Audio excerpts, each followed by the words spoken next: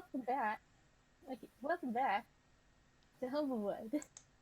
Last time, our heroes were investigating the mysteries of the avian and got caught up in a trap that almost killed them. Twice. This twice. So, it's the next morning, and Rallis, immediately I would like for you to make a constitution check. Oh boy. Just a constitution check or a save? Just a check. Alright. Because you took a pretty heavy blow last session. Oh god, it hurts. There is a pain in your chest. You're pretty sure your ribs are cracked. Oh, okay. You've had worse, You may need Rallis. to take a day off to heal that and get some paramedics. Well, he would, but he needs to go and see someone first up. Then he'll take the day off. Okay, it hurts to move. What an auspicious beginning. But yeah, he definitely well, he's kind of a man on a mission. He needs to at least speak to the now former necromancy teacher. Yeah, the Glinda Nightseed, yes. She's currently being held up in the lobby, waiting for you. Mm-hmm. So, even though it hurts really, really badly, Rallis tries to soldier on through it, and he makes his way down into the lobby. Okay. You do your very best to get back down to the lobby. Nobody else is here at the moment, so they're just gonna stay in the corner there. And you do see Glinda Nightseed looking a little concerned as she's waiting down by the door. Yeah, like, Rallis just shows up. Like, clearly he's favoring the side of his ribs that are kind of, not too good. And, he tries to keep it together, put on a brave face as he walks up to her and he says, "My apologies for keeping you." Oh my goodness, what happened? I heard about what happened last night. Are you alright? I'll be fine. Just a day of rest should do me well. Alright then. Now, he takes a moment to steady himself. About what I wish to speak with you about. Do you mind if we head outside for a moment? Of course. And you do both go outside. Now, with that, and making sure that they have at least relative privacy, he looks to her and, again, still keeping a straight face. Trying to, anyway. And he says, "First off, I want to apologize. I could not do much for you." There's no reason to apologize. I was bound to get found out about my less than legal practices eventually. It is unfortunate because, well, I do choose to believe that you have noble intentions in that regard. You're not the first to leave the avium on not so nice terms, There have been others. I'm sure they're doing well for themselves. Oh, who would that be, if I may ask? Remember, there was a hedge in my class who was studying eldritch things. Knowledge that... Very unsavory thing. I see. My apologies. And after a bit of... Sure you're going to be okay. I will be. I will. No need to worry. After a bit of thinking, Rallis' eyes seem to wander for a bit, and he places a hand over her shoulder.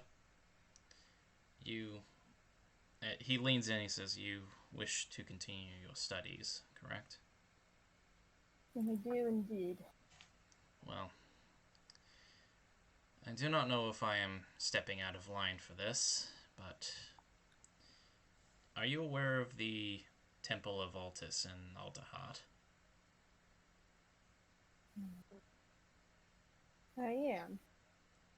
I haven't really been there myself. Well, how about you head there and see what can be done? Thank you for your kindness, sir.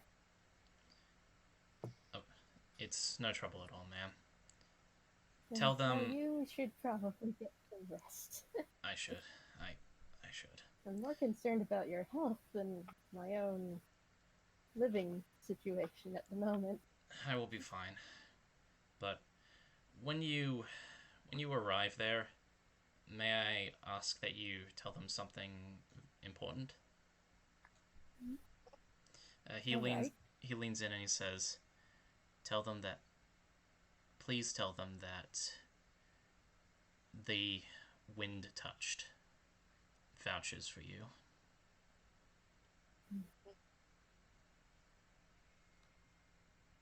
She's a little gobs. She's reeling a little bit, but she nods in agreement. Now, I'm putting my trust. I will do that. I'm putting my trust in you with this. Okay. Now, he pats her shoulder and says, "Best of luck. See you." You as well. Now then. Before you head back, I would like to address. Keep an eye on the servitor skeletons. They've been acting out of sorts, even without my intervention. Considering what... That might help with your investigation. Understood. Considering what we just went through last night, that seems like a wise course of action.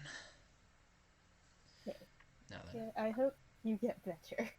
I will. You have a good life now. I hope we cross paths again. Alright. Until next time. Farewell. And Rallis just heads back into the rooms slowly. Yeah, and she's gone. What's everybody else doing in the meantime? Talus is gonna go find in that tower that the guy disappeared behind. Okay. So, Same here. it'd be about here, and Rook's decided to come with you. Because he was the last one that saw the tower. Or saw the culprit go behind the tower. Yeah, Henrietta is in bed right now. So, He hid in it. so, it takes a few minutes for the tower to eventually line up with one of the bridges so you can safely cross. Because you're definitely not bird broke and can't just glide over there. Unless you have feathers. Yeah, I never understood why they wouldn't just fix it in front of a bridge. No, right? So horribly impractical. Magic. Anyways, you do enter the tower, and there's really nothing of note in here. It looks to be just another classroom / library. Well, I'm gonna see if I can find the. Well, I got some idea of where on the tower or the bird. I mean, we know it was Oddwald at this point, I think. Yeah. Like, I'm gonna see if I can find the exact spot where exactly on the tower the Oddwald disappeared behind. It'd be near the middle, and there is a window. It's not open. That doesn't necessarily that doesn't necessarily mean that it's not there. I'm gonna check. I'm gonna check the room that window leads to, like see if there's anything in there. Okay, make an investigation check. Will do. Let's see, I'm actually not proficient in this, but this is my best stat, so...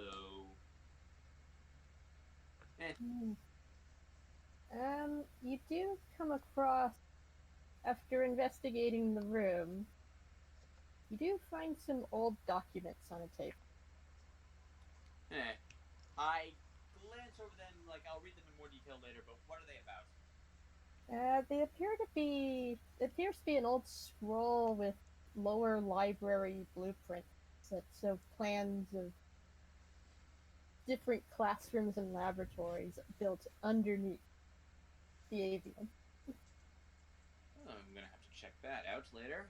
And with a day of research, you could probably figure out where these classrooms are. Well, it's still morning, so I'm going to head down to the lower library. I'm going to grab a copy on the way, grab myself another spell of one last spell scroll from the road, and start getting to work looking at those documents. Okay. And meanwhile, Rook, you don't really find anything else. Oh, Sorry. so There's I really guess nothing of because he has note the in this room. Yeah.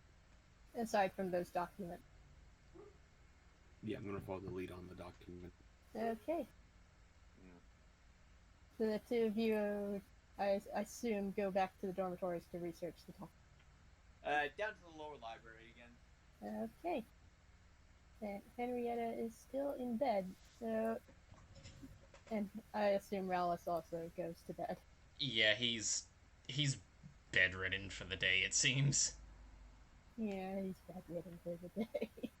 Yeah, basically they're just near comatose. Okay.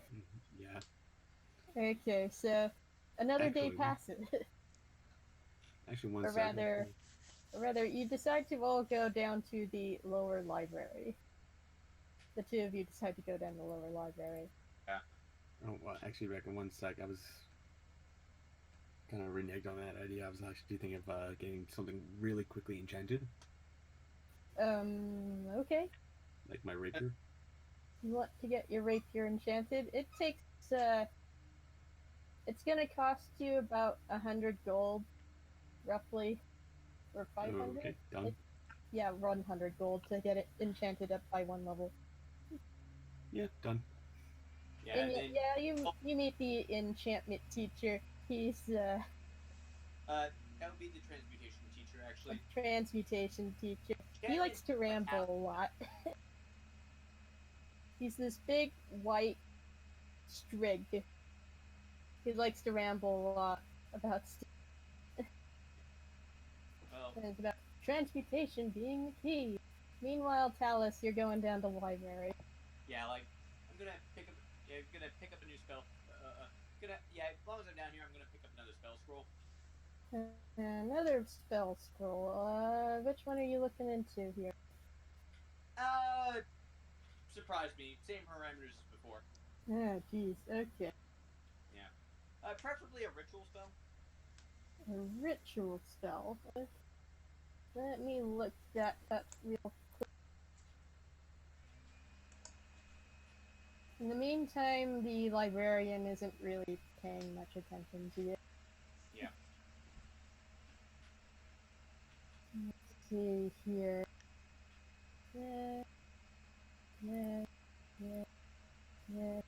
Filter. Ritual spell. Let's see here.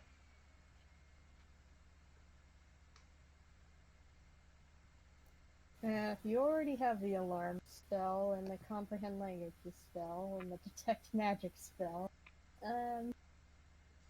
You do find a floating disk scroll. Okay. I'm just gonna copy. I'm gonna copy that down. I'm gonna copy that down real fast. While It's gonna take you another day to figure that out.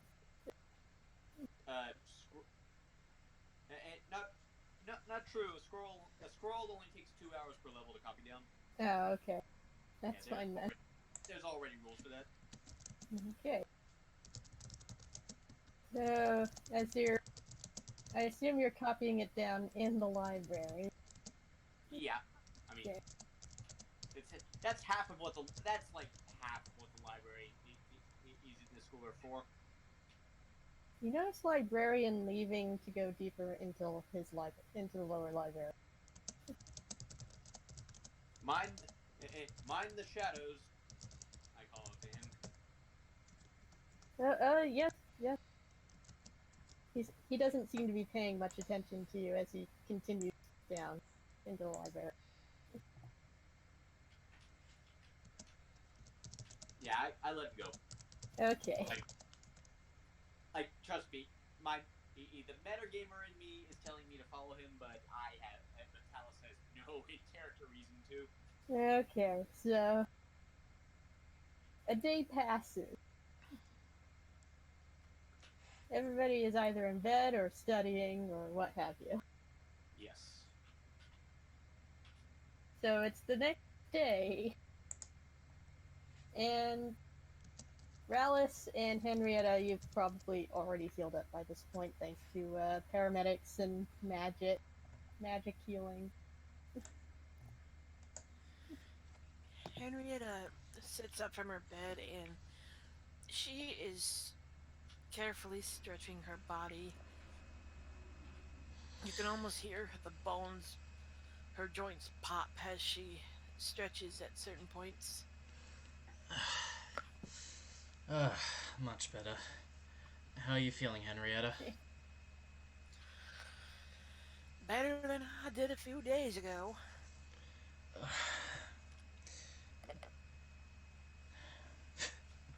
You?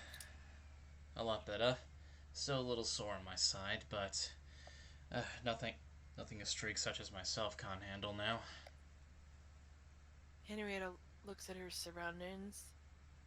It's the dormitory. Yeah, I know. I see we're still in the dormitory, so I'm guessing Talus and Rallis, Talus and Rook hadn't done anything to get us thrown out yet. Not yet, at least. But with that in mind, I actually have some information to share with everyone. Quite a bit, actually. As do we. We have some idea where Oddwell went. Well, that's good. Now. Yes. So, sorry. Alright. So, Yeah. where is he? It seems that apparently there are apparently this place has underground rooms that we weren't told about. As in Underground. deeper than the library? That is correct. I toss him the map. They're just documents. They don't exactly tell you specifically where they are. It's gonna take some more investigating to figure it out. I mean, Rallis quickly skims it and he gets the general idea. Well, seems a little far-fetched, but considering the AVM, it isn't that far-fetched.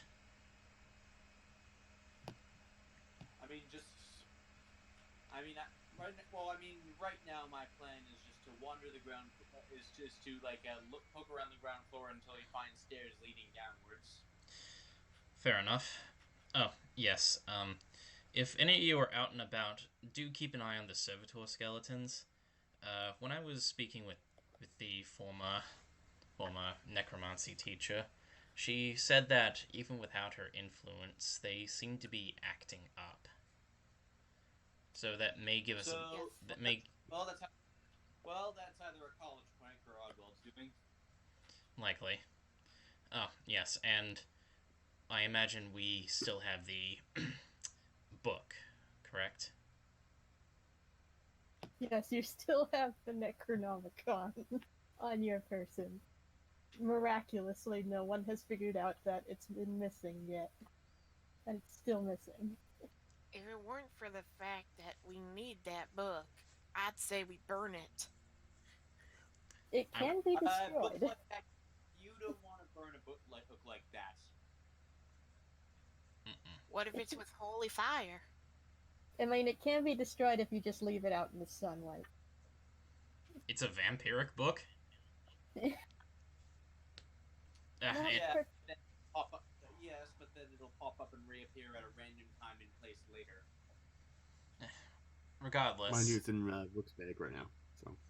Regardless. Yeah, Be careful with that. It might Yeah, be. it'll just lose. Why- It'll just lose its magic when exposed to direct sunlight for 8 hours. Remind me, why do we still have it? That is. That's a very- Because only the Good wizard can question, use it. One I care not to answer right now. Well, Only the wizard I, can use it like, if you anyway. have things about me using it, then you can just put it back in the library. I mean, it's pretty. Well, at least. Okay, out of character here. I would say probably the reason why we still have it is because, well, you know, Oddwald, we assume anyway, apparently was using it to frame Glenda. So it's kind of like the situation of, okay, he clearly has access to the underground library, so maybe he'll come and try and find it or something. Right. Well, I'm gonna go look for it downstairs. Just in case I forget, do you still have that shadow ritual summoning page that you found? I'm pretty sure you do. Well, one of us does. I don't know if I specifically still have it. Would be the person who would have discovered it initially, I imagine. That would be me then. Yeah. Yeah, you can actually put it back in the book, and it will retain its magic again. Ross, no wait, Talus. Dang it, you guys have two similar sounding names. I am so sorry. I picked mine first. Yeah, I know, and mine is just I'm a latecomer. Like I'm so sorry. It's okay. But anyway, Talus, you better bring Rook with ya. Right. I have a feeling you're gonna need his lockpicking skills, Indeed. regardless if it's magic or not. Rook kind of raises his arms in the air, saying, "Yes, I'm going to be useful." And no comments. Anyway.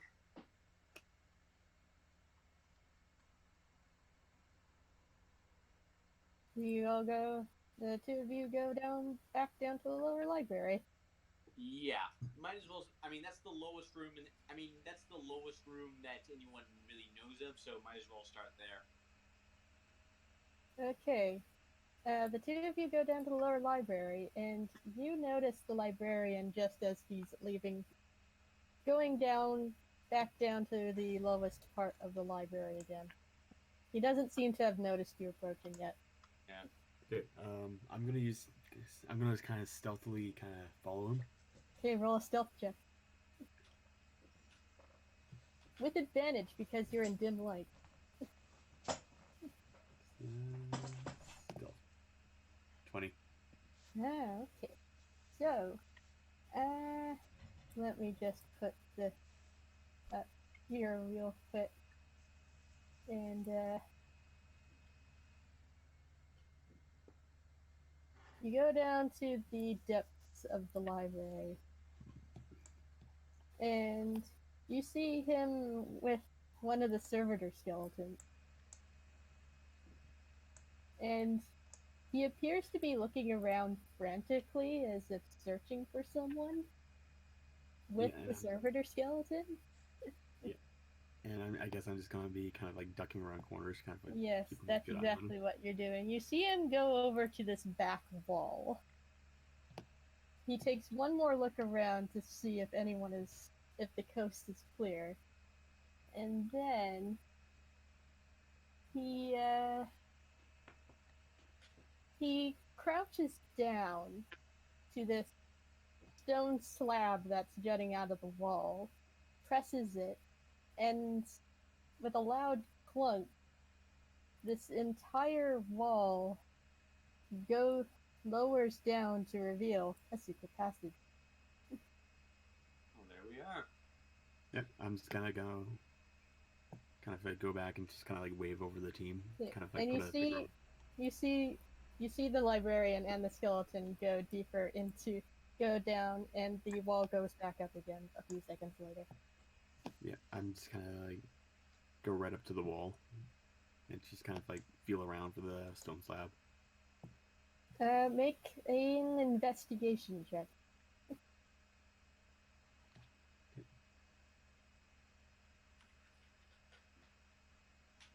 Yeah, you find the stone slab.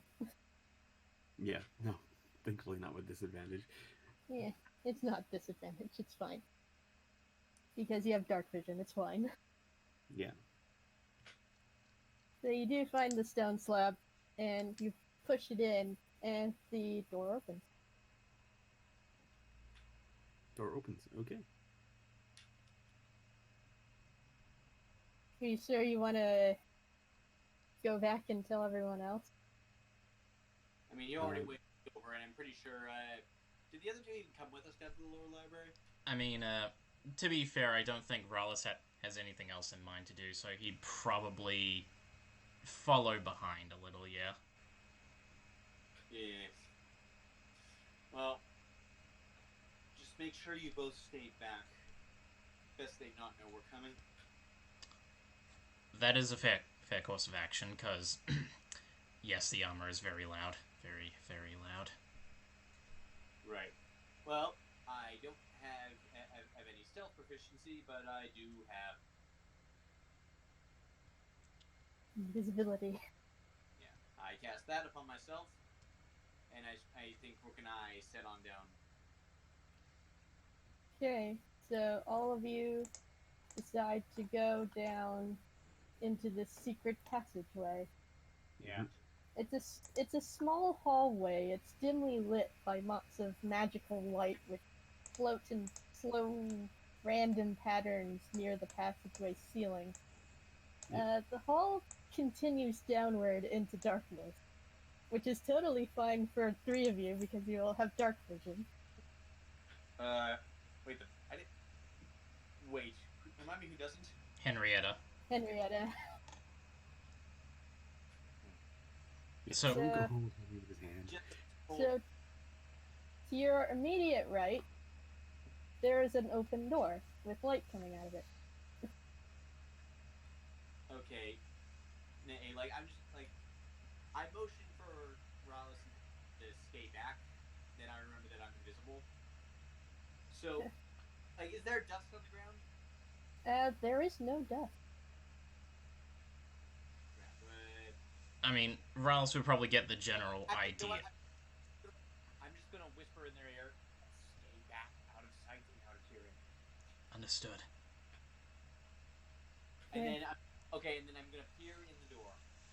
Okay, you open the door. There's nobody inside.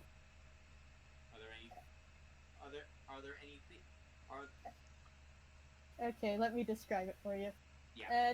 It's a small stone room, and it smells musty and old. There's bookshelves lining the walls, though they're mainly empty. There's a table against the wall with a very cushioned chair that looks new compared to most everything else. And yeah, the chair looks like a new addition. And there's a wooden door all the way in the back as well. Okay. So this book on the table, I'm going to check that out. Okay. So, there is a book on the table. These appear to be some of the torn out pages from the lower library that are stored here. And let me see if I can get those out again. Yeah, well, I'm taking all of those. I'm going to edit all of these again so that you know. Right. Save. So there's Elder Elementals here.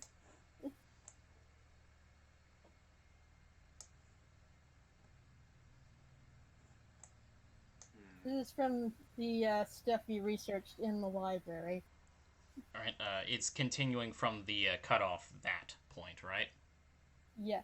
Alright. Okay.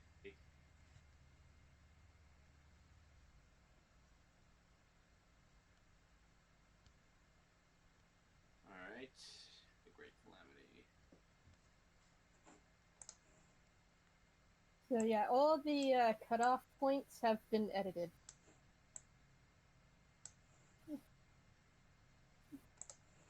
So that would be Elder Elementals, Elemental Creatures, and the Great Calamity. Hey, what about the Scorched Grove? The Scorched Grove didn't have any torn off points. Oh. Oh well.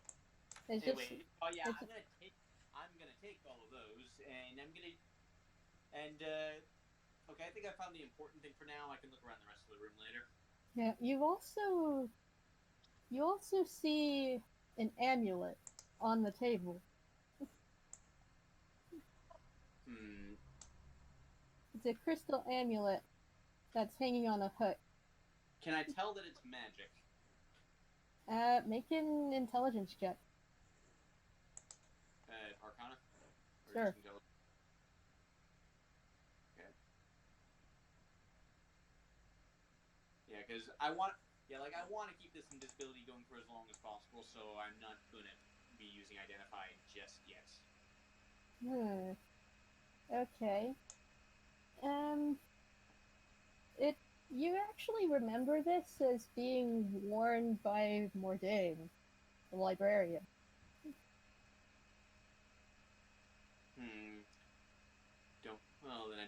I don't really want to steal his stuff, so let's find out what's going on first. Okay.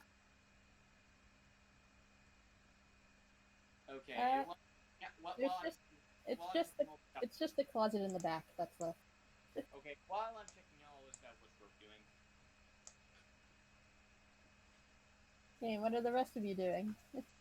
Well, I see a door to my immediate left. Okay. There's no light coming out of it, as far as you can tell.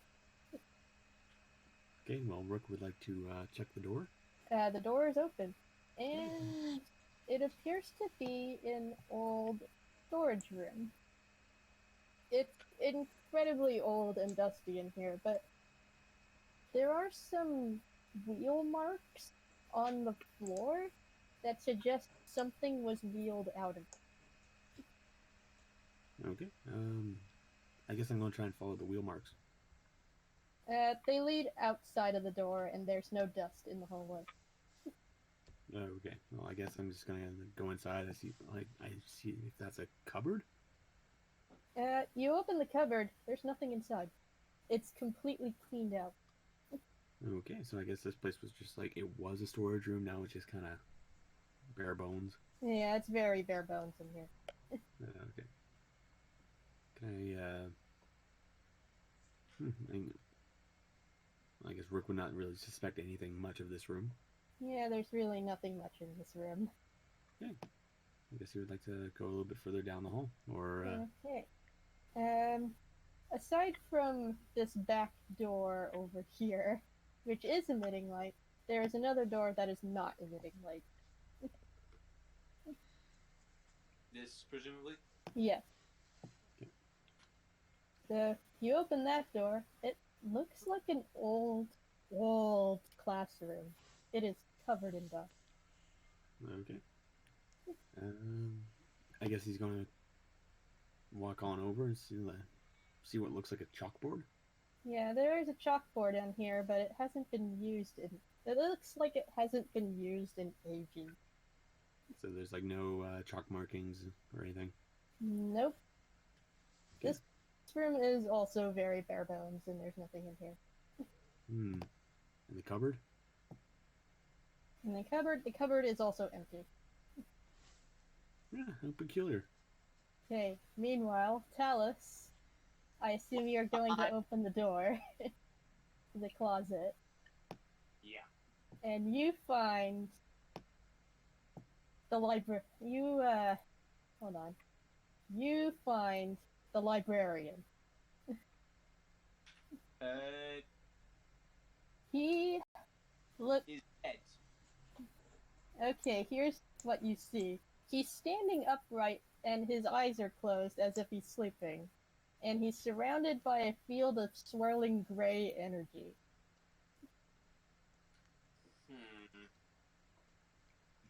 At a glance, do I know what this gray energy might be? Make an Arcana check. Sure thing.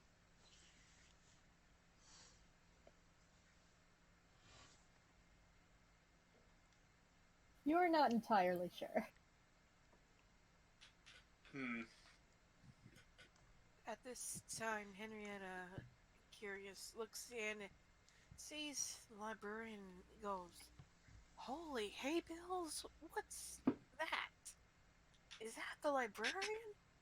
I shush her. No shouting. "I'm whispering. It's a stage whisper."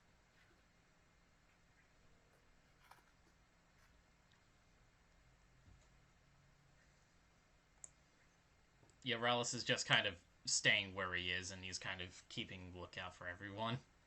And he hears the whispering, and he says, "Is he coherent?"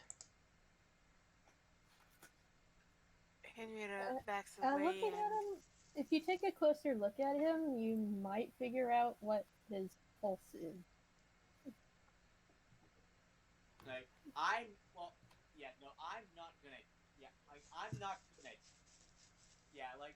don't want to get near that if I don't know what it is, but there's one other idea I have. I'm gonna grab that magic amulet you mentioned. The librarian's amulet. It's a crystal amulet. Yeah, the crystal amulet. And I'm gonna try and touch him with it. You touch the crystal amulet to the, I guess, viscous jelly-like field on him. It does nothing. Oh, that didn't work.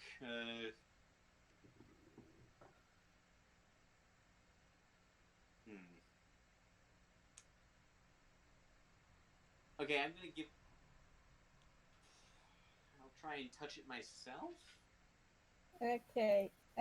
You feel around for a pulse, and he's still breathing, but at an incredibly slow rate. It's like he's being kept alive and imprisoned by this magic. So he's in sort of like a state between life and death or something. Yes.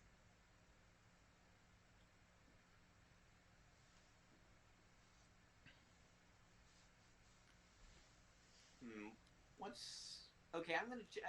Okay, now I'm curious. I'm gonna check out this bookshelf over here. Like, what manner of books are on it?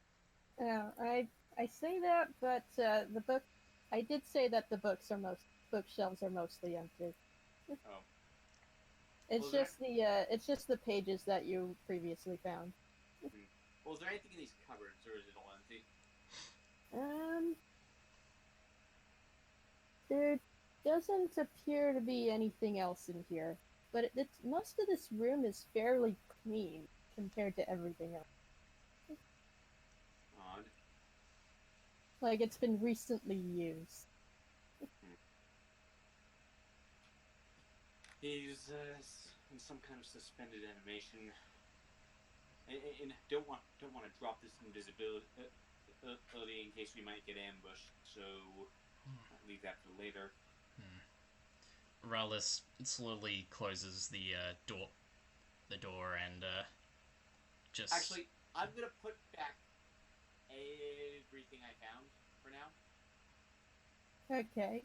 Yeah, and I'm also gonna close this door, just in case whoever it was dropped by.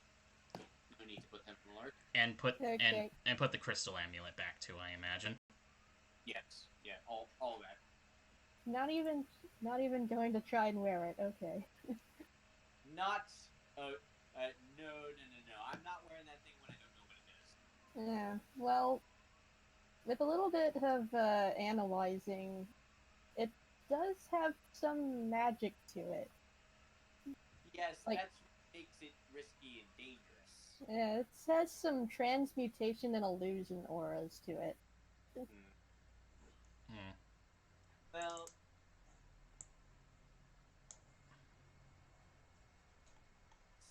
yeah, I feel as though that can wait. Like right now, we need to get to the bottom of whatever this is. Agreed. And with that in mind, I'd say our next stop is the end of the hallway. Yep. Like, And I honestly, out of character, I can guess what it does. It's basically it's a magic disguise. I'm guessing.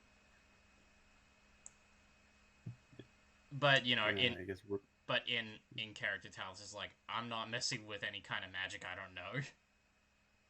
Yeah, like analyze the magic item before you put it on your neck.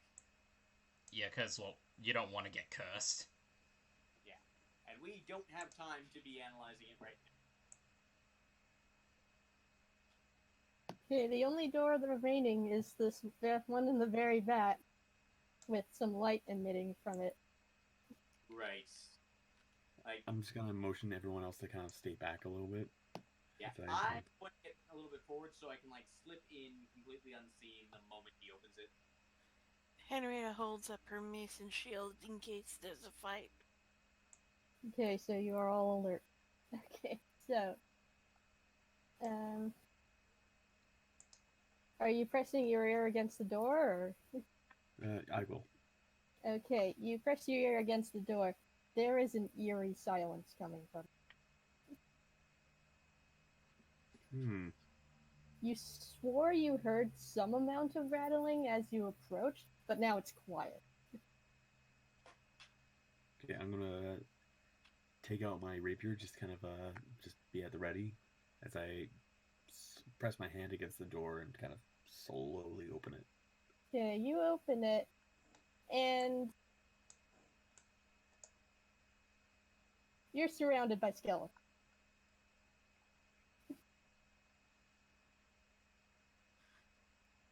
Well, they can't see me, so. Hold on. But they can. Everyone roll for initiative.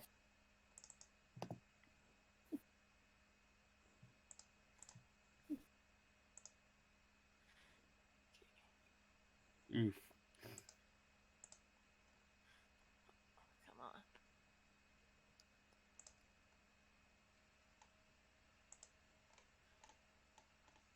Big oof.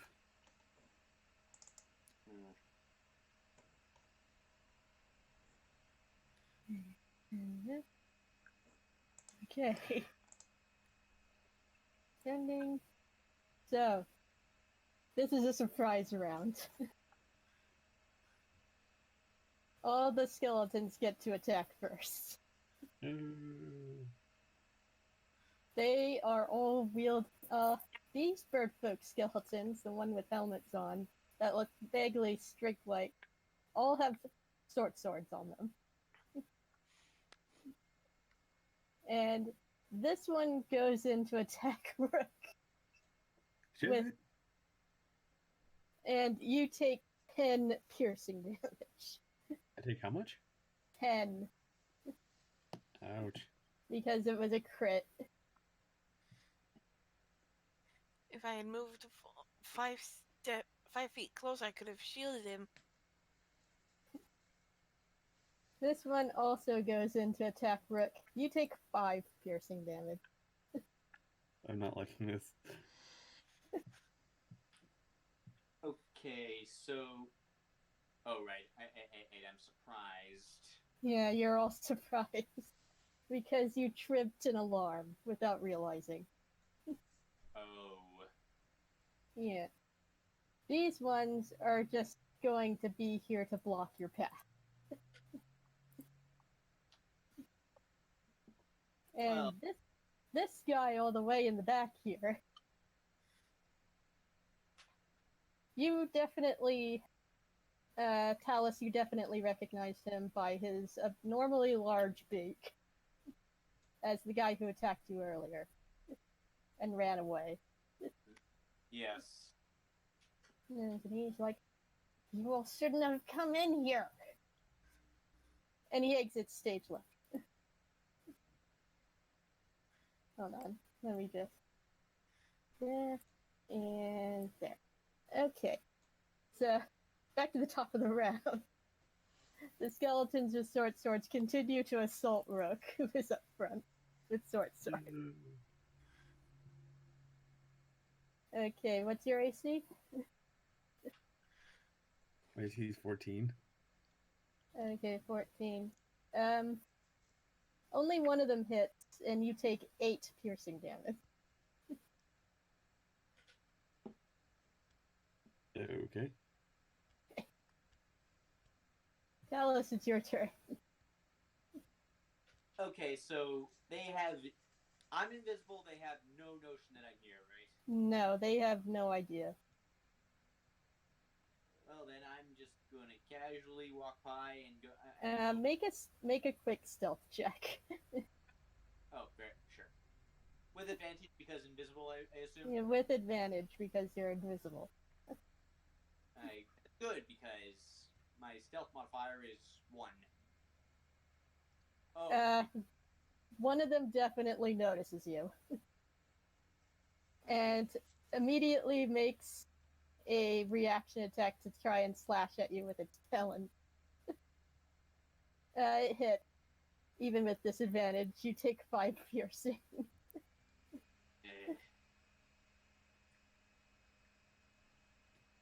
You are no longer invisible. Hold on. That's not necessarily the case. Because it's a concentration Okay, spell. now I'm no longer. Oh, it's a con Yeah, save. he has real concentration. Yeah, but still gonna run though. Okay, the other ones are also going to take reaction. Wait.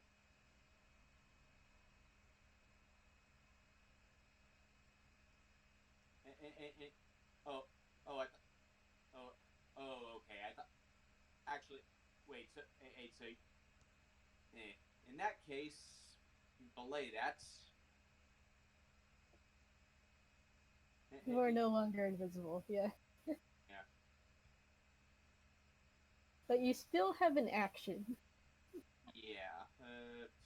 What can I do with it?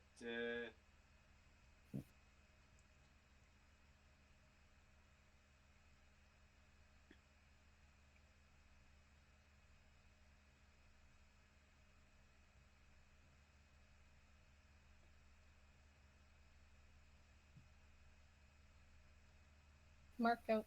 Pull up. Well, Okay. this is an ugly situation. Yeah, you found yourself surrounded by skeletons.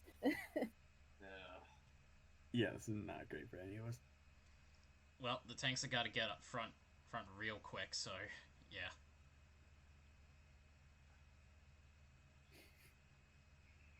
Yeah, I'm going to.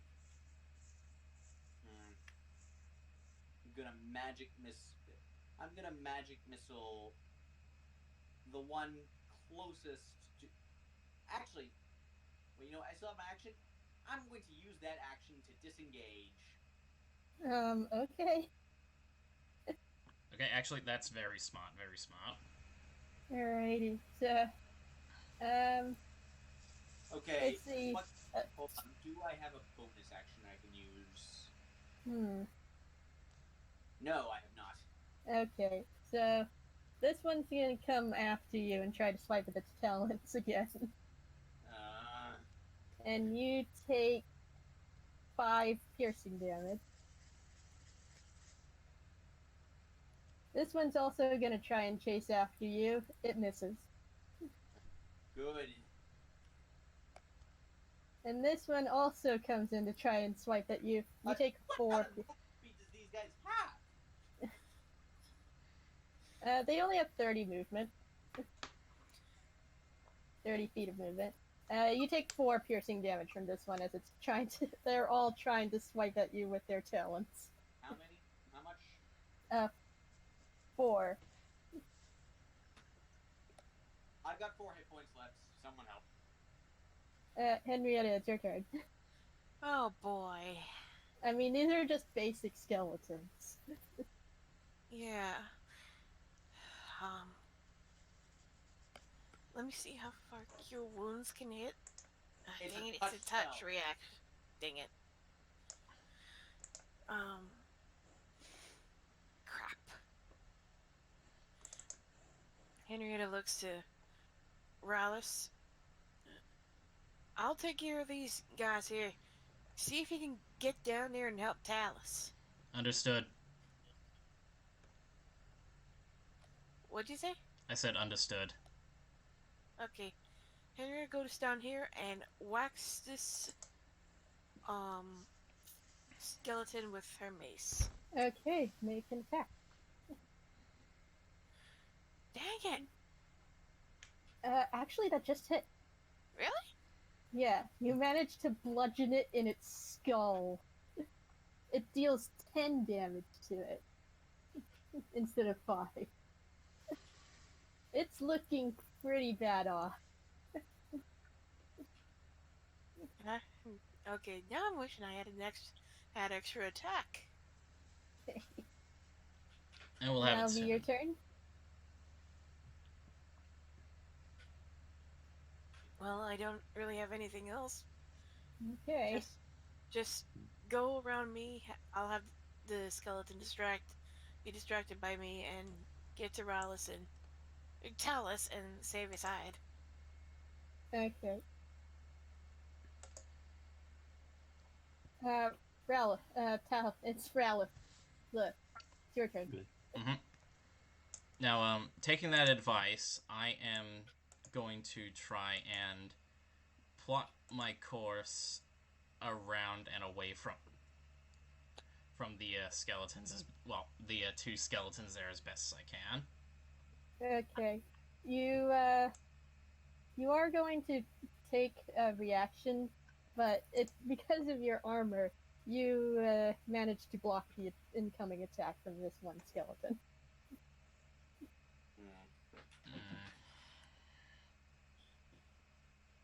I need to draw the aggro somehow.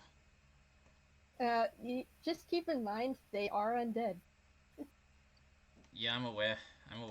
You have a skill that deals with undead. Oh shit, right, yeah, I do. Now let's see, where is it? Turn undead. You're all still level 4, but do you have Destroy Undead as well? No, I get that comes at 5th level. Oh, okay. Alright, so turn undead. Okay, all of them have to make wisdom save. And the DC is 14. Okay, these ones in the back don't appear to be affected, but these ones up front, they see you waving your holy symbol around, and they look kind of scared. They have to use the dash action to run. Yeah. Please tell me the ones up front, away from Rallis. Okay. All of these guys Those are were the ones turned. Okay. If you got a healing word, that would be great. Oh yeah, actually I do. Funny enough. So yeah, here you go. And bonus action, healing word. You know what? I'll be generous with you. I'll give you a 2nd level.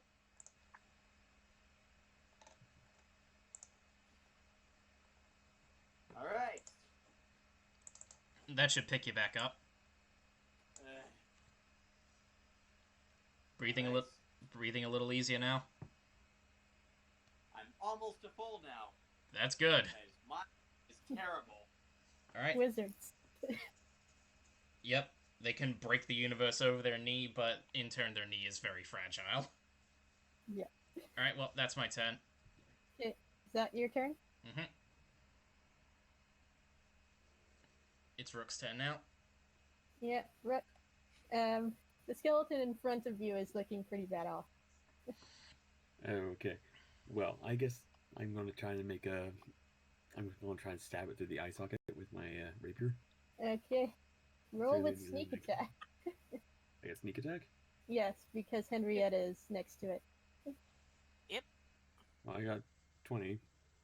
Fine. Yeah, you manage to stab it straight through the skull, and it collapses. Okay. Now I'm just gonna make my disengage.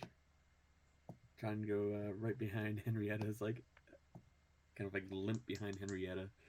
And I guess I can't take out the potion of healing from my bag, can I? And no, that's an action. Yeah, exactly. Don't worry, Henrietta's got her shield to protect you. Help me, Okay. Mama Chicken. Alright then. What'd you say? I said, help me. Meanwhile, What? Hen? Meanwhile, our dear friend Oswald is still running. yeah, he's gone.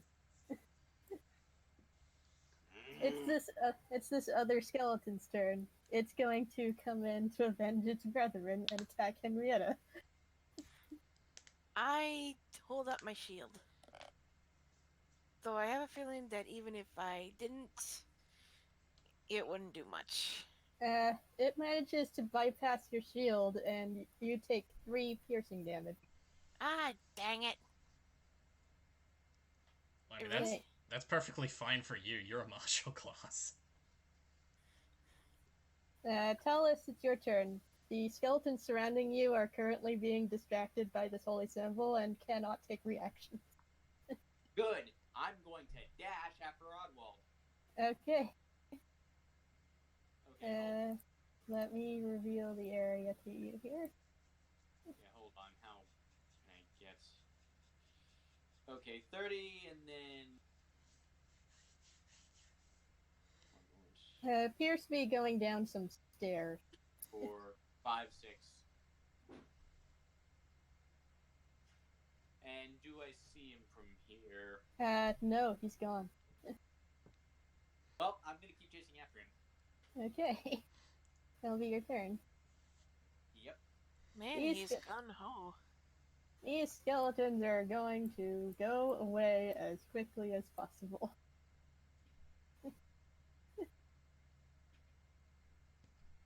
They're just going to leap over this chair and cower in fear. By the way, this is me being gung-ho.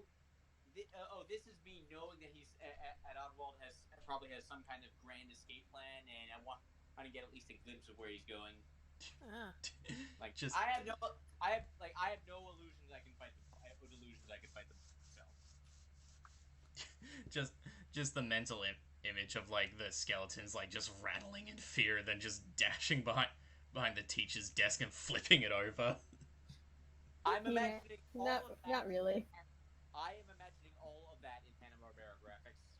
Yeah, there you go. Anyway, so Henrietta's turn. I'm gonna get my revenge on the skeleton that poked me and bash it with my mace. That's a miss. Dang it! Sorry. You can still move around. Yeah, no wait, I can't use my bonus action to cure wounds, Rook, can I? Nah, Unless it's healing word, then no. nah, sorry. Yeah, I don't have healing words, so Sorry. I'm just gonna stand still and keep protecting him. Hey, Ralph. As long as they can see you, they will not attack you. Alright, and as it currently stands, it's actually, you know what, it's perfectly fine because it's at last minute. It can't willingly. Also, for its action, it can only use the dash action.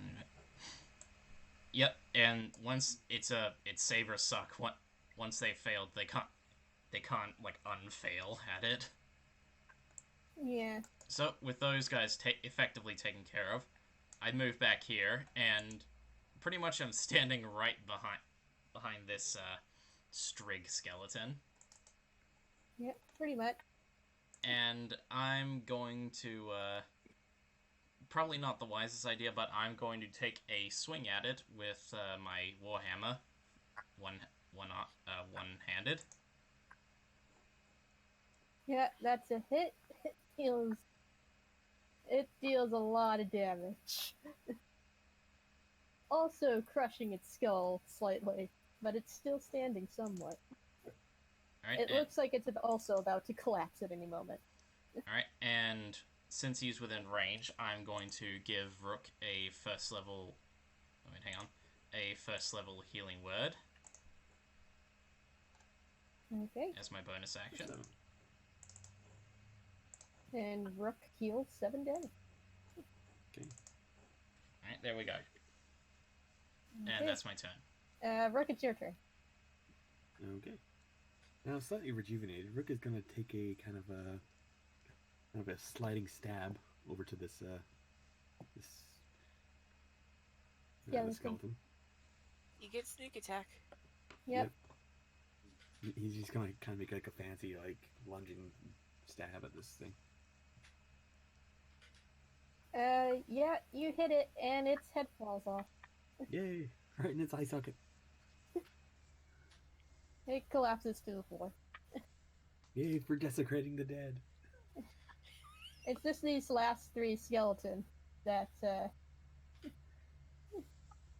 are currently turned for another couple of seconds. Another minute. Okay, and I guess. Yeah, another minute. Yeah, and Rook's gonna use the rest of his movement to stand over here by the light. Okay.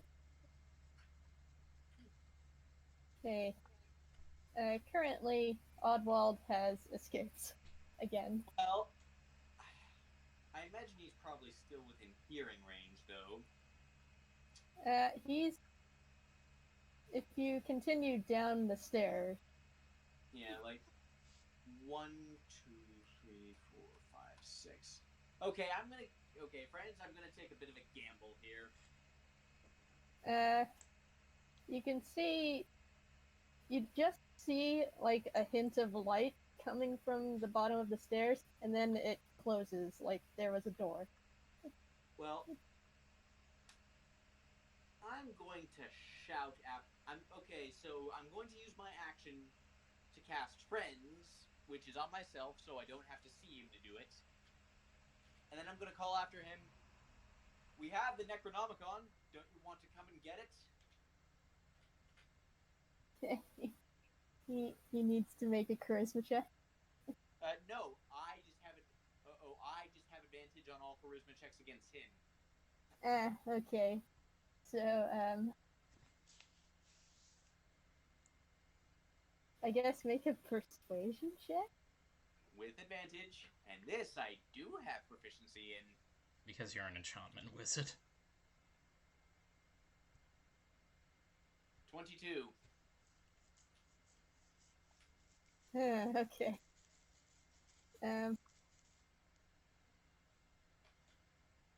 Well, he doesn't appear to respond to this.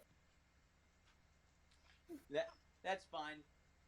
I now he knows. Now he knows what he needs.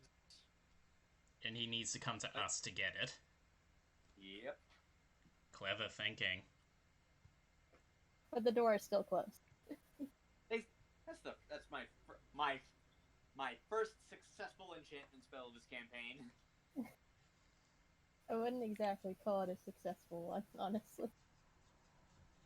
Well, it did what I needed it to do. The skeletons are still terrified. Henrietta, it's your turn. I'm just gonna move down here Okay. and call it good. Alrighty. Rallis, it's your turn. Alright. As soon as the turning effect wears off, they're going to attack you again. I'm aware, but that isn't until for like another 10 rounds. Actually, I did turn on dead 2 rounds ago, so I've got another 2, 3, 4, 5, 6, 7, 8, 9, 10. I got another 8 rounds of them being afraid. Yeah, another 8 rounds. So what do you do in the meantime? Well, I say this, but I'm probably gonna start luring them out one by one. Okay. So I take aim at this one, and Okay, I throw. you roll with advantage. Yep. In there, perfectly clear. You could just cast Shatter on them. Actually, that's actually a pretty good idea now that I think about it. 60 feet of shatter.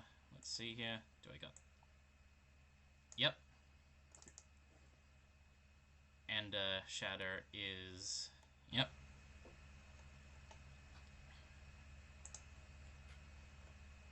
I will. Just thunder damage. Yep, I will cast shatter and let's have a look. See what we do. Yeah, I'm going to throw a destructive wrath on that one. Oh, okay. So you deal maximum damage. So that's 24. yeah, they all just clatter and they are just completely blown away into just a shower of bones everywhere. Henrietta sees this and whistles. Dang, that's one Show off. heck of a spell. Okay, that's it. Okay, so I am still. Okay, so now I'm going to cast. I'm definitely going to keep chasing after Oddwall. The question is, do I take the time to cast invisibility on myself? I'm going to risk it. Yeah, I'm going to cast invisibility on myself again. Okay, so you are invisible once again. Yeah, and now I'm going to keep chasing after Oddwall. Okay, you go down the stairs and you come across a closed door. And You feel a absolutely dreadful presence coming from beyond this door. The same presence that was felt when somebody picked up that bone from earlier from Figgery. I will. Okay, here's what I'm gonna do. I'm going to just gently push open the door as if it had been blown open by wind or something. Okay. Give me a sec. Because this is a whole other thing here. Henrietta gives 6 health points to Rook. Yeah. And yes, I know I'm splitting the party by doing this. Okay. At your own risk. You slightly open the door. I am flying in the face of a lot of conventional D&D wisdom, I know. Especially Okay. you, the wizard. Yes. Well, I'm invisible right now, so that maybe that'll help. You open the door and you see an absolutely horrible sight. Holy! Yeah. So from the one little crack, so the door is just cracked open. The door is cracked open, and you see it. Okay, so I'm going to just slip in and hide behind the table. Still invisible. Make a stealth check. With advantage. Okay, be better. Please be better than my last one.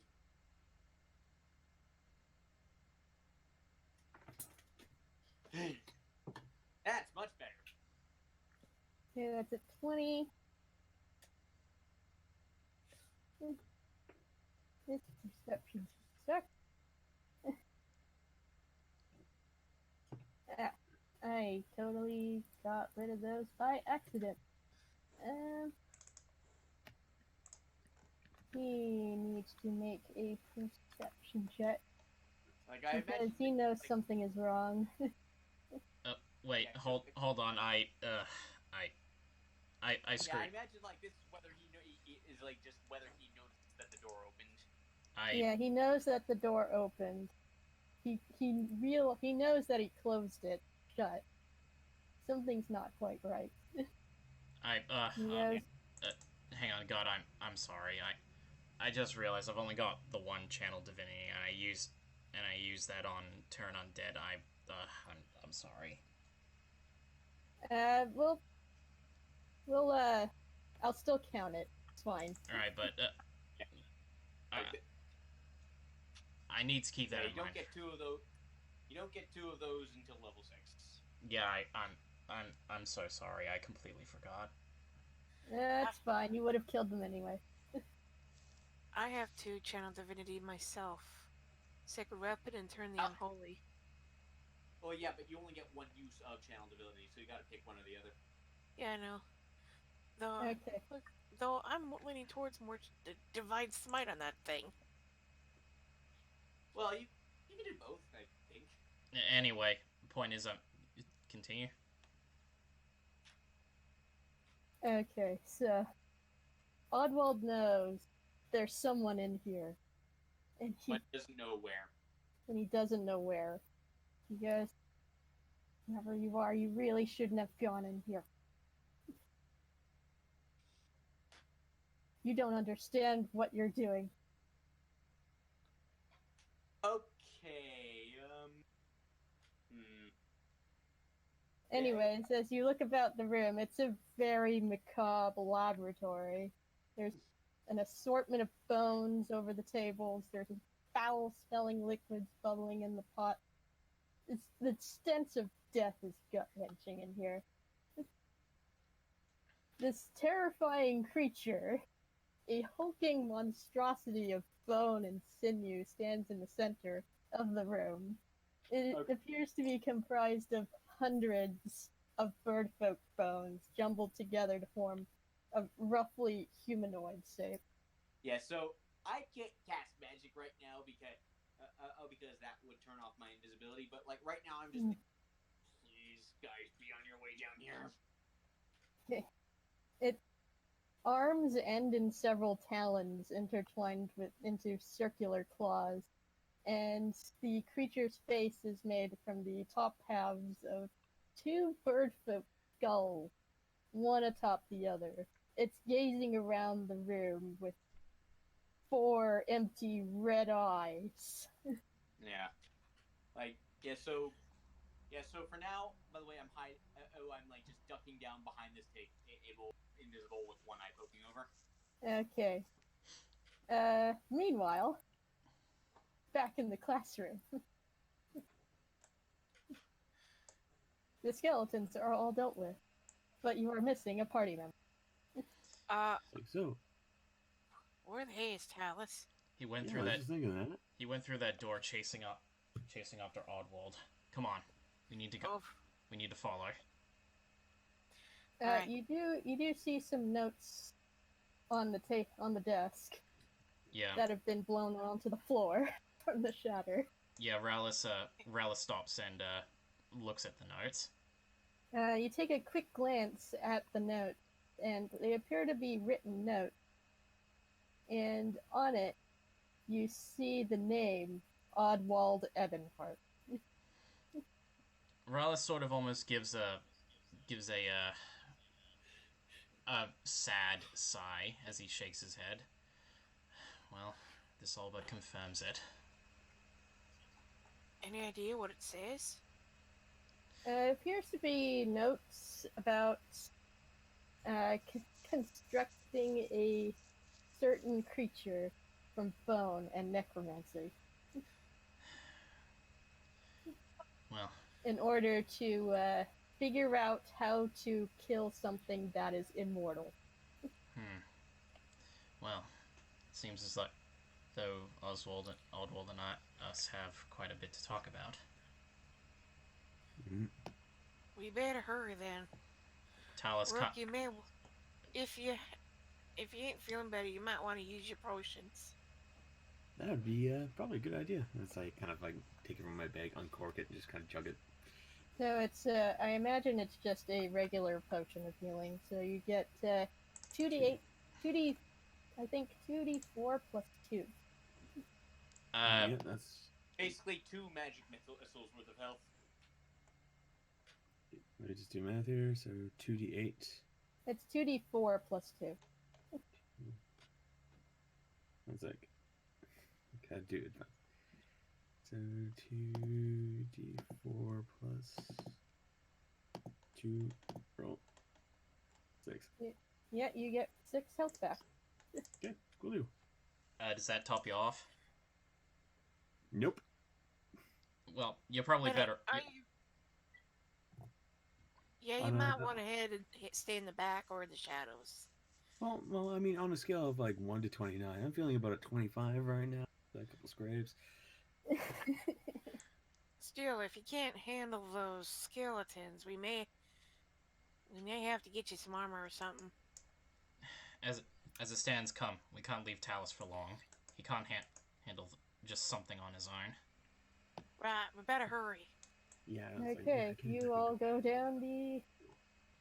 You all decide to go down the corridor over to this next door.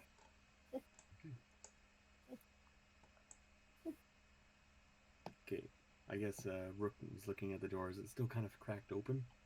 Slightly. Okay, I'm gonna try and like carefully peek right through. You see the giant skeletal monstrosity, and it shrieks at you. Really, it shrieks at me? Yes, it is shrieking at whoever is opening the door. It is open horrible. I wasn't opening the door though; it was cracked open. The thing has dark vision. And it was staring at the door. Okay. So I guess Rook only has currently one. Staring at the door, but it's not making its move just yet. Can Henrietta see this? Yes. Kinda hard to miss. Yeah, Henrietta's she's just like, what in the name of Harris chicken coop is that? Shh. Calm down. I know you're back there. That thing is 30 nightmares rolling a 1. Shh. Just please leave right now. Everyone. Rala says, everyone, calm down. All right now. Okay, I do have a plan here. So I was like, I'm gonna call out the names like, Ebonheart, is that you? Yes, I am Aldwald Ebonheart, and I need all of you to leave immediately. We are friends of Riffin. You know this one? I do know him. How do you know him? Well, let's just say he helped us out a while ago. You know, kind of paid a favor back that you paid him. Friends with Riffin, huh? Yes, we just want to talk. I think there is a huge misunderstanding. We're willing to talk. No more. I'm listening. Can we come in? Please don't. Okay. So, we are under the understanding that you may have done some things that are regrettable. For the good of the wood, I need this thing to kill the aspect of fire once and for all. Then we are on the same side. So we have a common goal. We saw this thing. It's not nice looking. I think there may be a better way of going about this if you want to cooperate. And what better way would that be? As far as I can tell, the only thing that could kill an immortal is having its soul siphoned, but with necromancy. Oddwald. Well, we're dealing with something that's made of fire. I think it's only understandable that we use ice. Actually, oh, sure. And then what? Just freeze it. That's not going to kill it. Relic actually does. But it would probably weaken it enough for, to you do your thing. Relic does actually speak up at this point, and he says, Oddwald? He's listening. He's just not replying.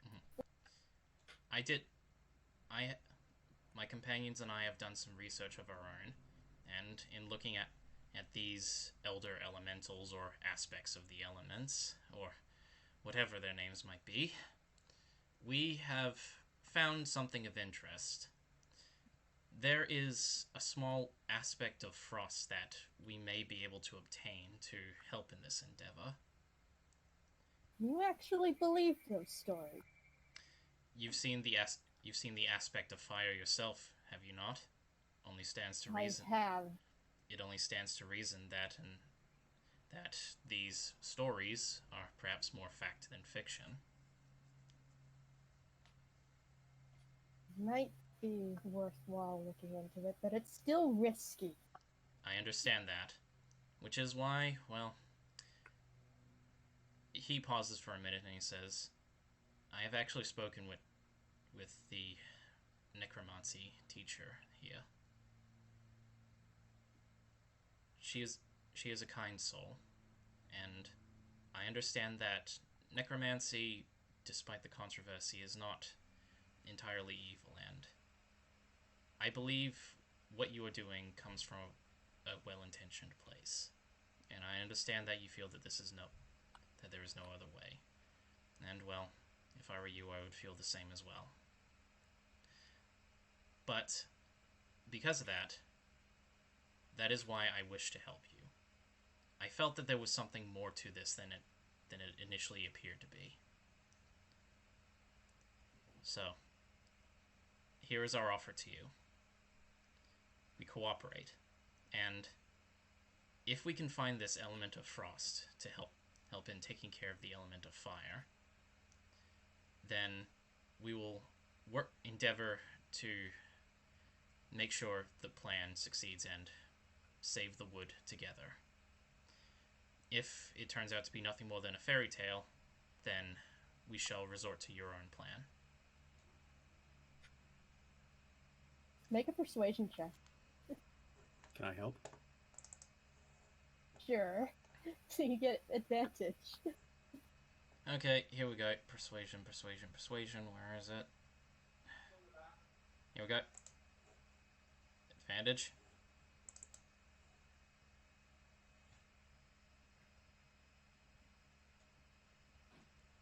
I don't see it. You sure? Yeah, I don't see it. Oh, well, I got a 14. 14. And Should I roll Talus, mine? you see him looking down for a bit and thinking. And then the cobble fright kind of rattles unnaturally, and it's currently looking about the room as if looking for something, and it spots Oddwald. Yeah, And like I'm just like moving my position periodically just to keep from and just to keep from like giving myself away. Okay, Oddwald, he sees this cobble fright just starting to lose control of itself, and he goes, I'm sorry, and he starts to flee. Everyone roll for initiative.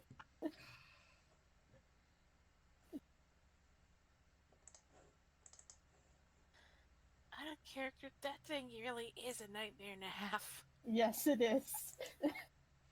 It's boss time. I know what I'm doing when I get close. I know what I'm gonna do.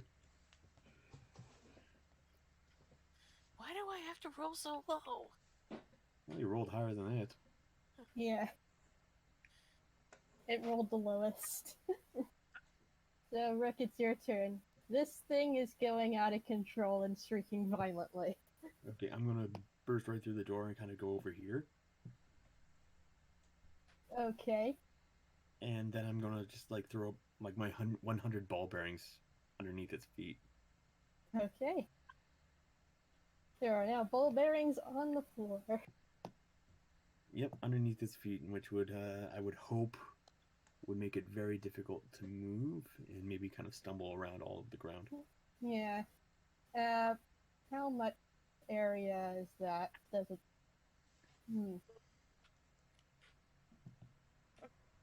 It's about 15 feet? 15 by 15 foot square of ball bearings, or...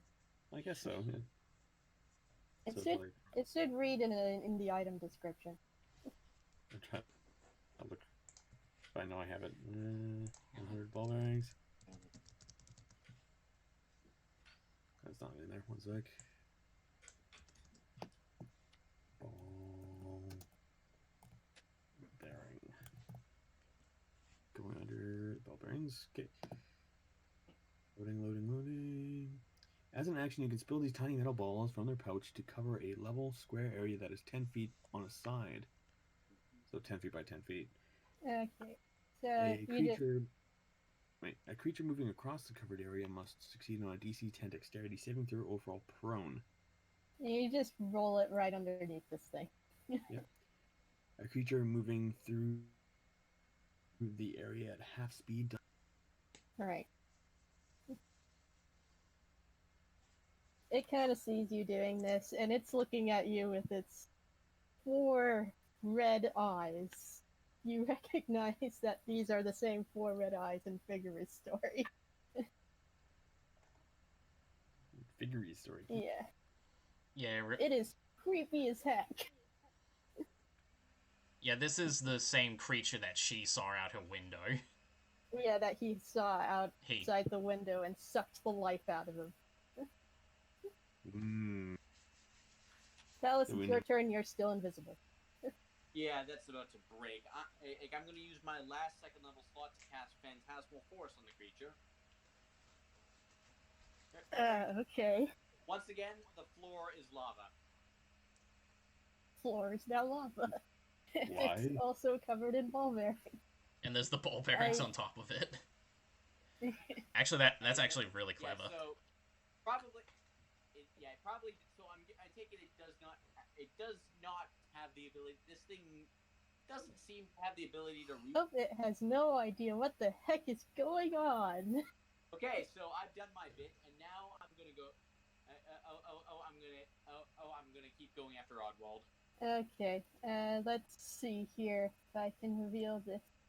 Like, if nothing else, I want to get an idea of where he's run off to, and okay, he appears to be going down the stair.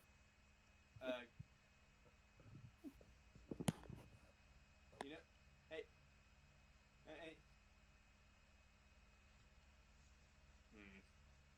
And you can look down the stairs, and they appear to be going out into branching, dark corridors. And in the middle of them, he does turn invisible, and he leaves. Yeah, I guess he has the same idea as me. But that said, I actually do have something for that today, so... Okay. You already used an action to cast a spell, so we're moving on. I know, that's gonna be my next action. Hey, Henrietta, it's your turn. I am going to channel Divinity Sacred Weapon. Alright then. So that's your channel divinity. Yep. Charisma modifier. One weapon you're holding with positive energy. For 1 minute, you add your charisma modifier to your attack roll with that weapon. I'm gonna get +1. I'm gonna go here with get as close. Oops, wrong one. Ignore the perception. I was trying to open my sheet and I accidentally clicked for perception. Yeah, that is an action, by the way. What you just did. The channel. Yeah, I just move forward, hold out my shield, and wait for Rallis to come over and back me up. Okay, so it's also brightly lit in here now. Rallis, it's your turn.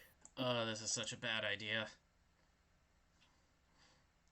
Alright, well, I move forward, and... oh boy. Hello, boys and girls. Who's ready to fight for their lives? Okay. These are not like normal self. This is not like any of the other skeletons you've fought so far, just so you're aware. So yeah, I imagine bludgeoning damage is probably not going to be as effective as it's usually been. Alright, well. Do I risk it? Yeah, I'm gonna risk it. So yeah. I'm casting Shatter on it. Oh, Shatter. Okay.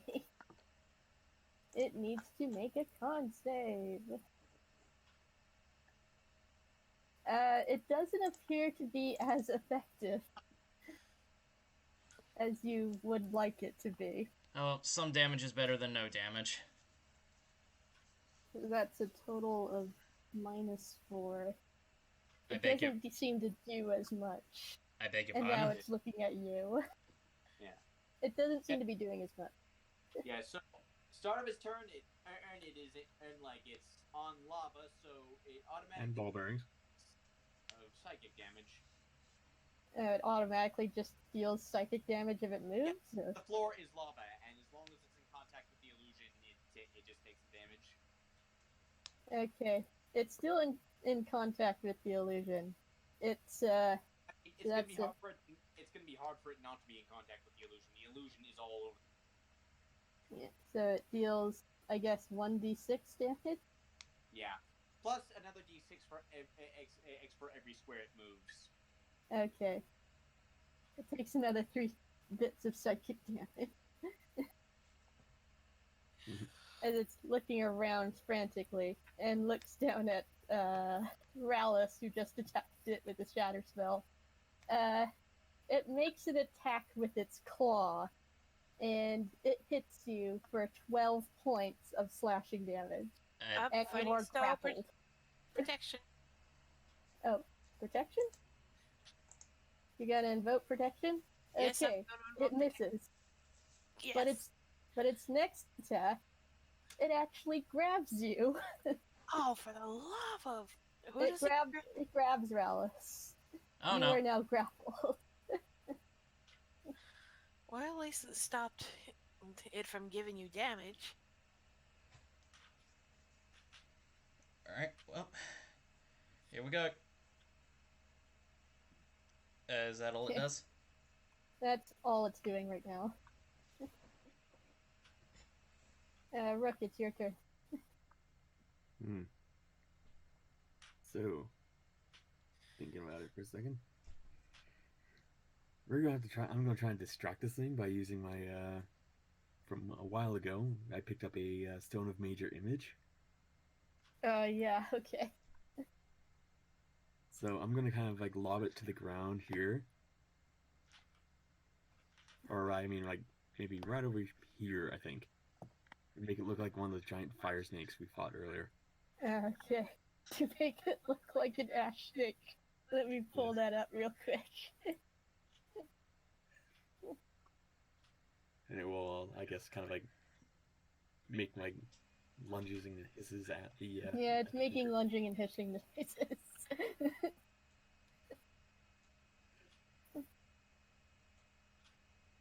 And I think the Cobblephrite needs to make an intelligence check again.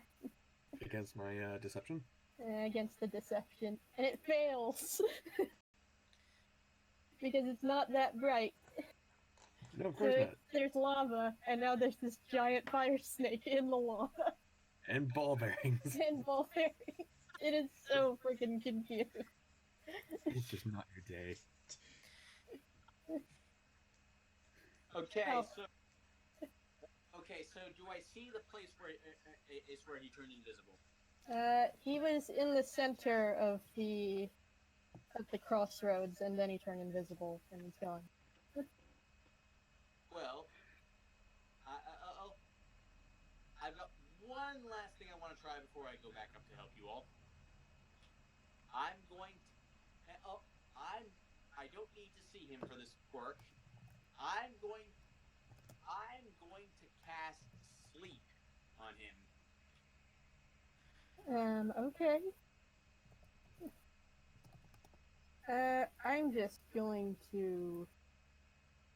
Now, if I hear a thump, that means like a body falling to the ground, that means you don't hear anything else. Oh, sorry. well, that's my. That is annoying. Oh well. I'm going. Okay, I guess I'll use the rest of my movement to get back up the stairs and give these guys some. Okay, you go back to the door and you just see chaos.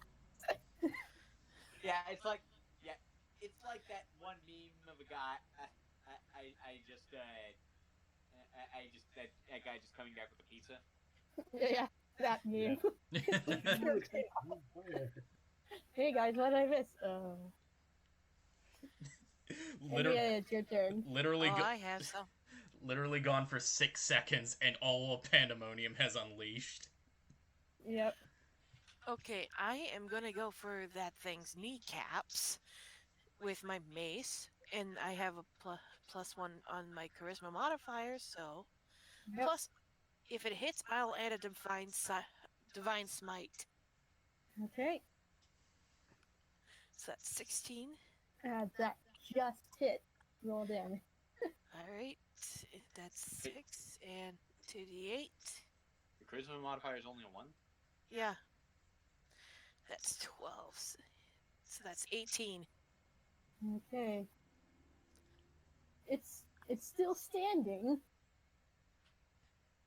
But it looks like you managed to knock off just a couple of bones off of its leg. But it's still standing. Ralis, you are currently grappled. Oh boy, what a position to be in.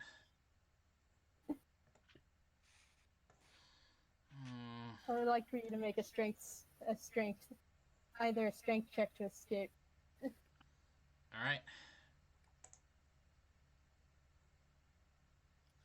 Since it's currently very distracted, I'm giving you advantage. Alrighty. So you managed to escape from its grasp.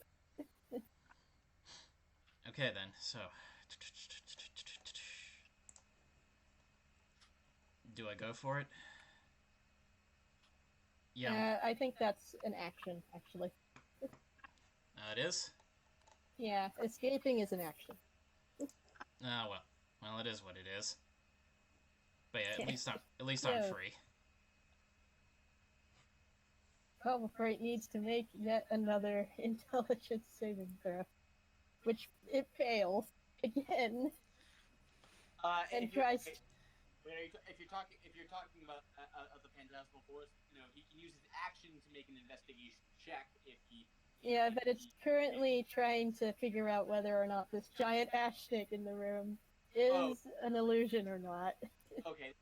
Oh, by the way, also that'll be another d6 of damage to it. Yeah, another d6 of damage. It's trying to grasp and claw at this giant hissing ash snake in the lava, and It's it kind of just hard to doesn't do seem to when be your doing feet- anything. Yeah, it's kind of hard to do that when your feet appear to be melting. Yeah. Henrietta calls out to the others, "Go for the kneecaps!" Okay. Rook, it's your turn. This thing is very distracted now. Okay, I'm gonna kind of put away my my rapier, take out my longbow, Okay. and go for the eyes. You should Shoot get for the sneaks. eyes. You have advantage and sneak attack. Sneak attack and advantage with my longbow. 23.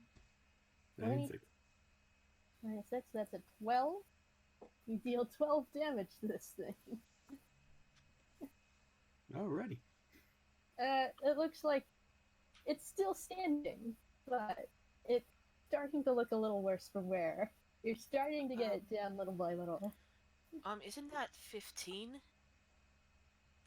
Yeah, Mine you're is- right. Let me fix that. There we go. It's still looking a little worse for wear. Yeah, and I'm just gonna kind of jump on the table. I'm just gonna get the high ground. Okay. You can use a bonus action to hide as well. I don't think that's necessary. Okay. Tell us it's your turn. Okay, I'm a pelt this boy with magic missiles. The 1, snake's mine. 2, 3. That is 11 points of damage. 11 points of damage. I go for the knees as Henrietta suggests. Or you could go for the eyes and blind it. I got It free magic. I managed got to free knock magic. out its knee. You managed to knock out both of its legs. And now it's crippled. Well, So you're saying it's like it's prone, it can't really get up? It can't really be prone. It's still upright. it's a misshapen mass of bones. Like, Yeah, it's a mission. It's an absolute construct of bone. It's like Yeah, have you seen that Arbiter's Grounds boss in The Legend of Zelda Twilight Princess? Something like that. Yeah, only I was- worse. I was going to say it's like a gelatinous cube. You can't exactly knock it prone. Henrietta, it's your turn. Okay. I'm probably gonna be there's probably gonna be problems down the line, but I'm gonna have at it with the mace again with another one using my last slot for the Divine Smite again. don't beat yourself up. I'm almost out of slots too. Okay, so and I should still have Channel Divinity on us. A minute's already passed. Nope, you're Nah, fine. you still got it. Swing and a miss. Well, You have at advantage, least actually. you don't use up your last slot. Oh, okay, so I have advantage, so that's 6, and then plus 2d8. That is 11, so that is 17. I hit Okay. It's looking pretty bad off now, but it's still standing. Rallis, it's your turn. Oh boy. And I am out of spell slots. Alright, well, Relic is going to do something interesting. I need to just make sure.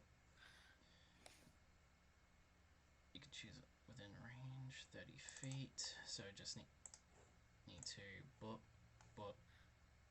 Holy shit. Alright, well. Yeah, it's a small room. Yep. What Relic does is he takes a moment to compose himself, and he takes in a deep breath and gently lays a hand atop the helmet that was given to him by Tevor. And Okay. he casts Aid. Ooh. Okay. So everyone, except for maybe Rallis, unless he's also targeting himself. Nah, I'm more focused on everyone else at the moment. And everyone else, you've all gained 5 hit points. Is it 5 And your temporary? hit point maximum has been increased by 5 for the duration. Yay!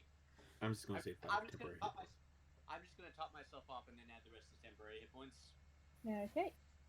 Yeah, same here. Alrighty. So, Best part. that'll be your turn? Yep, and best part is that's not a concentration spell. Yeah, it's not. Alright, and that'll be my turn. Okay.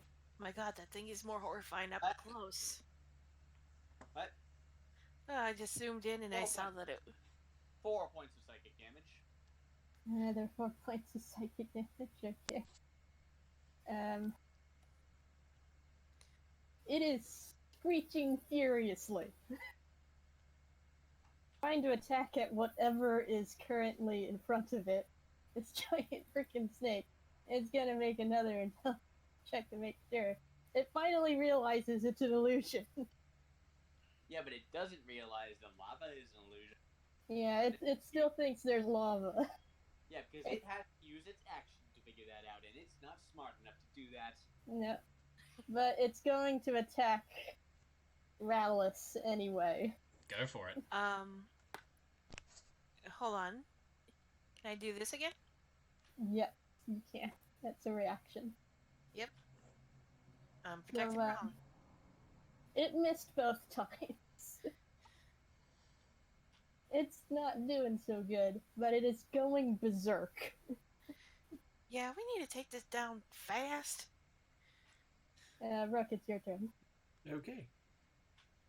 You know what I'm going to do? If I can pull it up. Boom.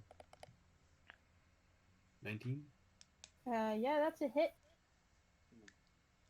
That deals 12 damage. It looks like it's starting to finally fall apart. It's on the verge of falling apart. Okay, and I'm just gonna take my movement and go right up here. Okay. Tell us, it's your turn. Okay, in that case, one last magic missile barrage should do this. Okay. Okay, 1, 2, 3, one in each remaining eye. That's 5 plus 5 is 10. It looks like it's about to go down at any moment. It is absolutely blinded and just screeching pitifully. I am gonna go for the jaw with my mace. Okay. Roll to attack with advantage. Which jaw? The one at the top or bottom? I don't care, I'm smashing it. Both. Okay, how do you want to do this? Henrietta, absolutely terrified at the sight of this unholy, undead monstrosity, sees that it's been blinded, having having its kneecaps busted, and it going nuts over every mind trick it has been done upon, raises her mace, runs towards the thingamajig, and just bashes the skull into powder. She bashes the entire thing until it is nothing but bone meal. Yeah, you managed to crush its skull open, and it lies limp on the ground in a gigantic pile of bones. End of initiative. Okay, I'm going to release the Phantasm. The Phantasmal Force is gone now. Hey, well, he turned invisible at a crossroads down there. There's more passages. It looks like it goes on for a very long way. You won't be able to catch him. Are you honestly that surprised? I mean, Not really. Just look at this entire room. Look at, clearly all of the steps he's taken to doing this. He's clearly planned for every eventuality. He didn't just go into this haphazardly. Yeah, well, he didn't plan for the eventuality of monstrosity being taken out by, four nobodies. I don't know. Henrietta. Yeah, if he thought that thing was going to defeat the aspect of fire, then he was very overconfident. I don't know. I feel as though this. Sorry, go. Henrietta nudges the remainder of the skeleton with her mace, as if trying to make sure that it's dead. It is no longer moving. Yeah, all the necromantic energy coming from it has completely dissipated. Yep. Looking at this, sorry. We should probably inform. What's going on up there? Yeah, I heard scraping. Sorry, that was me. Okay. Anyway, I think we should report this to the teachers, to the headmaster. Anyway. We should. Okay.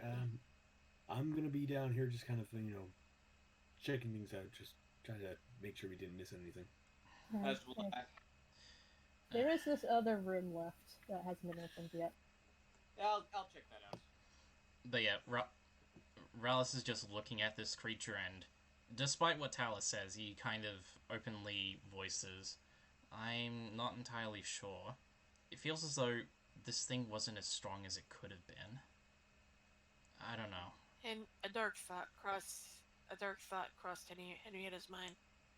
Wasn't there a thing about missing students? No, there wasn't, actually. It was just one student who was having a very bad day. I thought it was like missing students, and that thing was made of them. Nah. No. This was just a little mouse guy having a bad day. Yeah. Yeah, sorry about that. But yeah, that is creepy as heck. Alright, what are all these papers? Okay, they appear to be torn out pages from the Necronomicon, as well as one page of the Conjuration Circle book that you've been researching with Reese, and it has the exact location on where the Aspect of Fire's sealing circle is in the Scorched Road. Right, so... Yeah, As well as the remaining pages of the Necronomicon that were used to construct the Cobble Fright that you just fought. Yes, I'm going to... yes, I'm going to... yes, I'll slide those back into the Necronomicon. Okay. You mean hand them back to Rook? Are you still going to keep that, by the way? Yes. Are you Okay, absolutely sure? Rook, Yes. what do you intend to do with it, exactly? Well, this is a rare book, isn't it? There has to be some fire for it. Rook. It's very cursed. Rook. It is the... I mean, that's not untrue. Rook. I understand where you're coming from, and usually your usual antics I would not care much for, but please understand. But it's still a really bad idea, Rook. This is the Necronomicon ex Corvum. The Book of the Dead. Corvus, sorry. This thing is in this library for a reason. Yeah, Rook. Let me... some little cons are good ideas, and some are not. You're going to openly discuss this in front of a cleric and a paladin? What is wrong with you? Fine, okay, guys, don't worry. I'll get rid of it. Yeah. No, In my own way. you will return That part that said just into his ear. You will return it to us, Rook. No, you know, it's like it's in my possession. I might be the one cursed. I don't want to spread that curse. Rook. Yeah, Henrietta's not buying this. Can I roll insight? Yeah, sure. Against my deception. Against Rook's deception. Yeah, Henrietta is not buying this. No, Rook has a plan. Rook clearly has something up his sleeve. Rook? There is an ulterior motive. It's like maybe something maybe calling to him. Who knows? I know. I hear the. I'm starting to hear the whispers of the dead. Maybe you guys don't want to touch this. Rook, give us the book. He's kind of like holding his satchel to the side where the book's hiding. It's like he's kind of like feeling around. It's like I don't have it. Henrietta holds up her mace threateningly at Rook. You want to try that again? You wouldn't dare. I raise my mace. Okay, hold on. Rook, look into my eyes, and give me 3 reasons why you think it's a good idea, and I activate hypnotic gaze. Okay. What? Make a wisdom save, Rook. What the fuck? 16. Ah, he saves. He saved. I still want Nothing those happens. Rook, and Talus tries to get on like eye level with him. No. Well, Sorry, Rowless. Even I'm messing this up now. But yeah, he says, "Now, listen. I do not consider myself like what you perhaps expect of the usual cleric.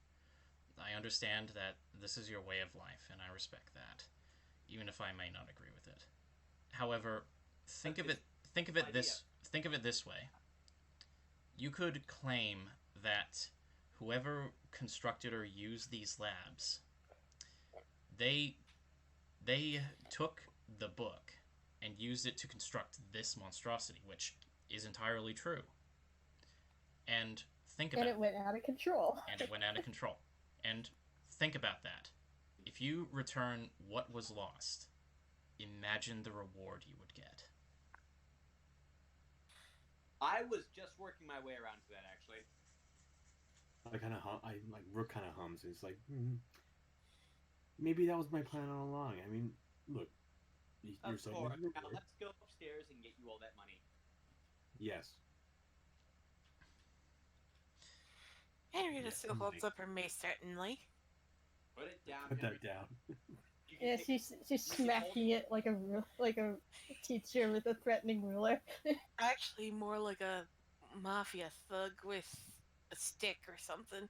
Eh, One of those baseball bats with a nail through it. Henrietta.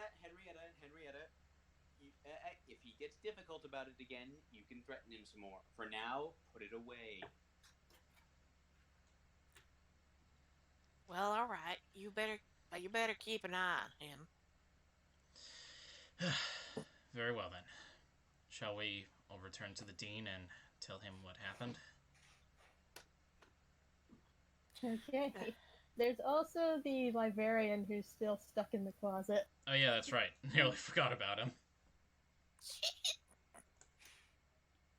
We go and Yeah, you all yep, Rallis goes and gets him. you will eventually get the staff at the avium, inform them of what happened, and Yeah. they go in to investigate the hidden study. Find the Yeah. librarian. He gets unenchanted.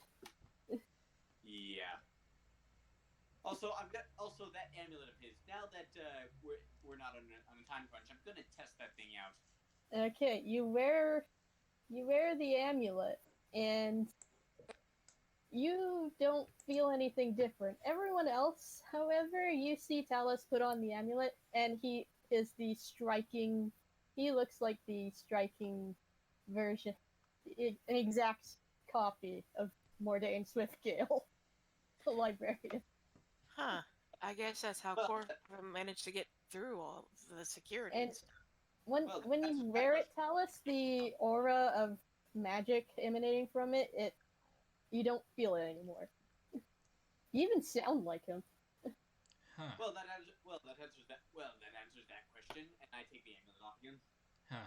So it was Oddwald the entire time. Yes, it was Oddwald the entire time. Rather clever for a wizard, I have to say. What's that I supposed knew all along.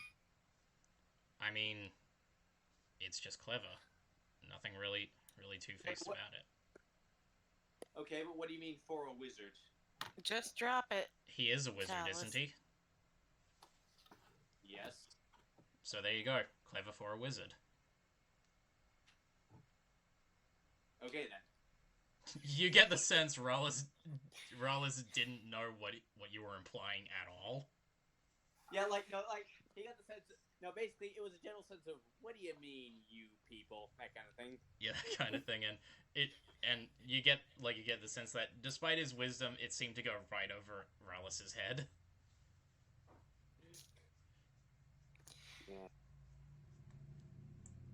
Okay, so time passes, and you are eventually granted access back to the dean once investigations through the hidden study are pretty much done, quickly gone over, and you will arrive in the dean's office.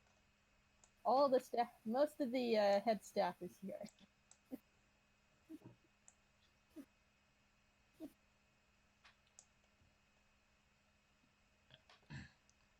So, could you please elaborate on what happened? It's Well, we found Oddwald Ebenhart, and he was doing horrible necromantic experiments. Was he? the strange thing is though, it seems as though, well, it was done with good intent. At least that's what we can discern. You did not capture him? Unfortunately, he escaped us before we could try. Oh dear. I would encourage you all to at least follow after him. He may have gone south. What's down south? He may have also be continuing more of his dangerous research elsewhere. Of course, what's to the south apart from the Rook? I think to the south, the closest town to the south would be Breckenmill. With Never heard of it. when he hears that, when he hears that, when he hears that and he realizes it, you see Rallis seems to, his eyes seem to go wide at that a little bit. Are you? That means something to you? He takes a moment to compose himself and clears his throat. He seems to almost be lamentful, and he says, It was where I grew up. Oh, wonderful. And now In he's any just case- kind of hanging his head. In any case, emotional baggage there that we should air out now? in any case, your efforts in uncovering Oddwald's scheme and stopping his creation from getting any before things got any worse, we must thank you for that Oh, sincerely. and Rook's got something for you too. Rook? Rook.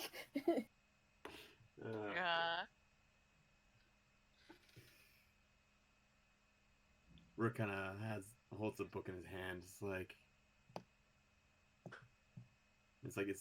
He is holding the Necronomicon in his hand. It's like, I expect a reward. I assume you found that in Oddwald's makeshift laboratory then? Yes, it wasn't all in one piece when we found it there. One of the teachers takes the book from you. I kind of have like a firm grip on it. It's like, You really don't want this, trust me. It's like, maybe I do. and it's like, no, stop it. If you continue this, you will be banned from the avium. Just so you know. Rook, we will be rewarded. That is a guarantee. Allow the teachers the turn back. Rook, you can't spend money if you're dead or horribly cursed. I reluctantly let go. Okay, he finally takes the book from you and puts it in a bag of holding. Anyways, thank you all for uncovering this mystery on everyone's behalf, especially the librarian, who also graciously bows to you. Yeah. I thought you seemed off. The last thing I remember was I was down in the library, and the next thing I knew, I saw Oddwald himself coming up to me. I greeted him formally, and the next thing I know, I was knocked out.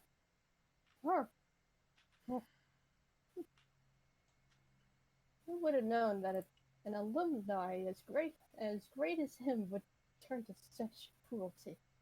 Well, again, it doesn't seem as though it was necessarily cruelty, but it certainly seemed to be out of desperation. Yeah, he made a giant bone golem that probably wouldn't have done the job and he couldn't even control. Yes, it seems desperate is perhaps the right word. In any case, Yeah, you'll be... he wanted something that could fight the aspect of fire. I see. He might still have some research on hand, so it's best you follow after him. Right. In any case, we should reward you for your assistance in solving this mystery. And he offers a ring of spell storing.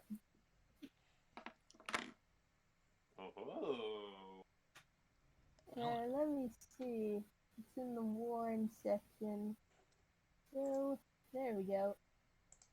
You get a ring of spell storing, and it has the Stellar Body spell up to 5th level. It is cast by the Dean himself. Ooh, stellar bodies? Yeah. Nice. Oh. It's like mini meteors, except it's radiant damage. It's basically Crown of Stars, but better. Yeah. Well, Crown of Stars, but lower level. Yeah. I mean, it's another form of Crown of Stars. And he also gives you 2 potions of fire resistance. Those will come in handy. And does But an X. yeah, I'm yogging the ring of spell storing, by the way. Okay, it already has a 5th level spell stored in it, so Right. you can't store anything else besides. You Well, can't store anything else in it right now. Until I use the stellar bodies. Okay. Now, let me slot that in for the moment. And one last thing. I'm also going to give you this, and he hands you a piece, and he hands Talith a piece of paper with a sigil secret for a teleportation circle within the college. I'm not powerful enough to cast this yet, but I'm guessing you want me. So I'm guessing you want me to bring this to Aldecart. Well, you can always keep it on you, in case you ever need our assistance again in the future. Oh, thank you. Yeah, you'd best be on your way and finding him as soon as you can. Thank you very much, Dean. We appreciate everything you've done for us. Of course, good luck. I wish you well. May the Amaranthine be with you. And may the Amaranthine be with you as well.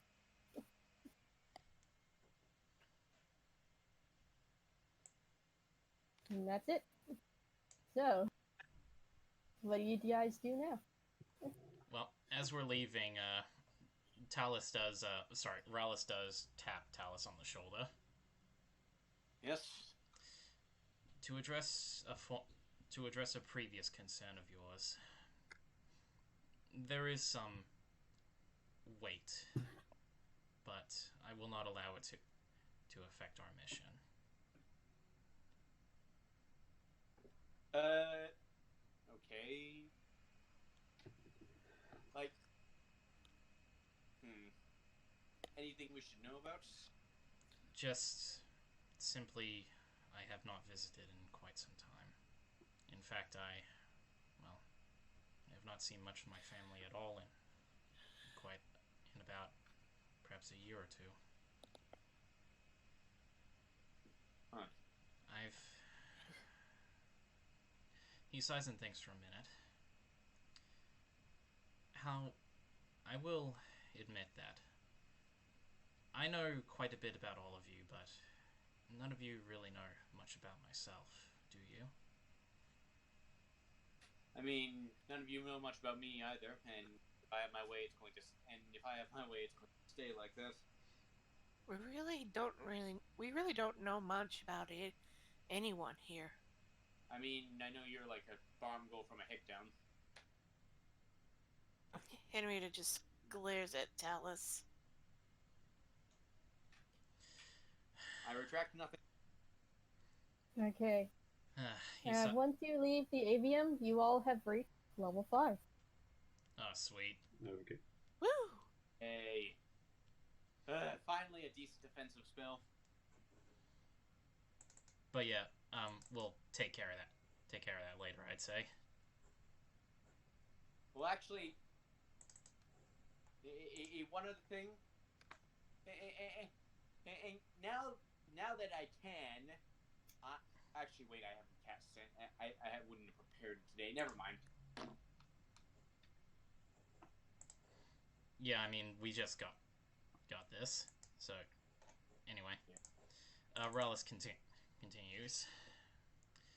Well, I'm not entirely sure if any of you have heard such stories yet, but as you know, I am a member of the Temple of Altus. But what you may not know is I am also wind-touched.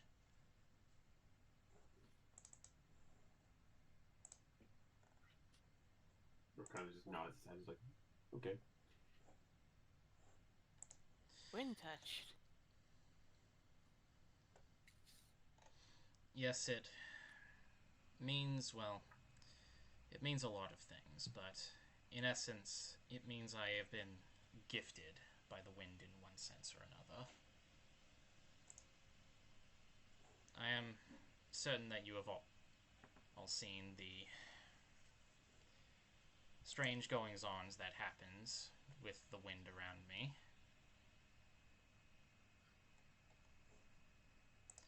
For example, well,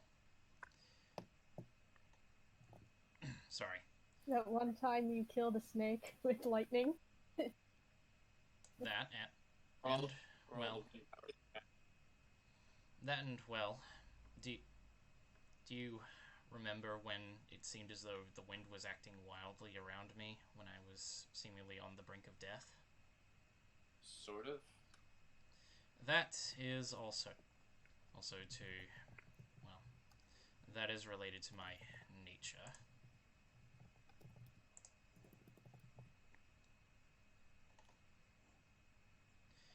And it has been, well, it's been somewhat of a struggle for myself in the many years since I was a child. But as it stands, I have tried my best to come to terms with it. Unfortunately, I feel as though it has strained my relationship with some family members due to it. Why? Well, think about it. At least, this is how I believe it to be. One of your siblings is born with a gift that perhaps they didn't rightly earn.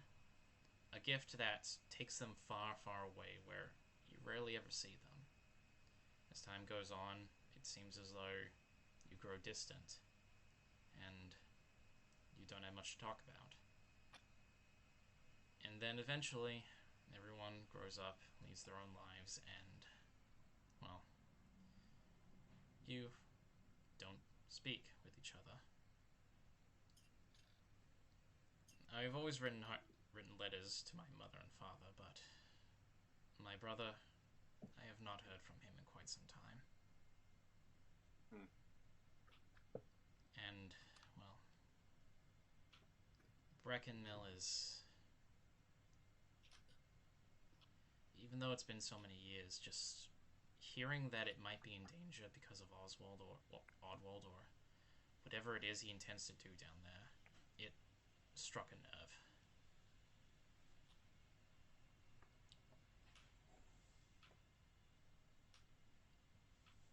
And, well, as I said, do not expect it to interfere with my duties. We must save the wood, and that is what I intend to do.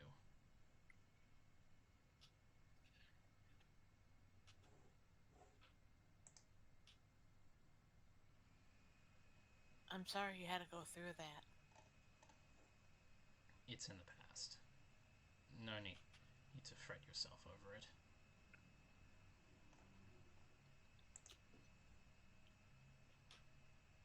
Okay. You hear a knock at the door. Rallis opens the door.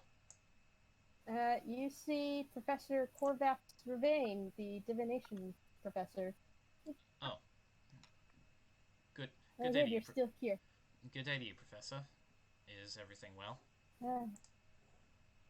I was just about to undergo a divination ritual in order to properly find where Oddwald has escaped to. The Dean has also asked me to give you these, and he gives you a pair of silver bangles. You can use these on Oddwald in order to prevent him from using magic, once you apprehend him, of course. Well, that's... Well, at this point,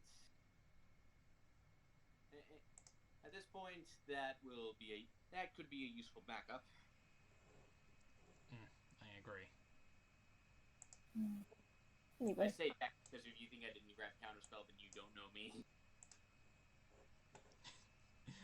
Counterspell, Fireball. That's all you need. Counterspell, Lightning Bolt, actually. In any case, if you would like to see me at work again to with this ritual. You can come with me if you want. I would appreciate that, thank you. I do need to take my mind off of a few things, if I am being perfectly honest.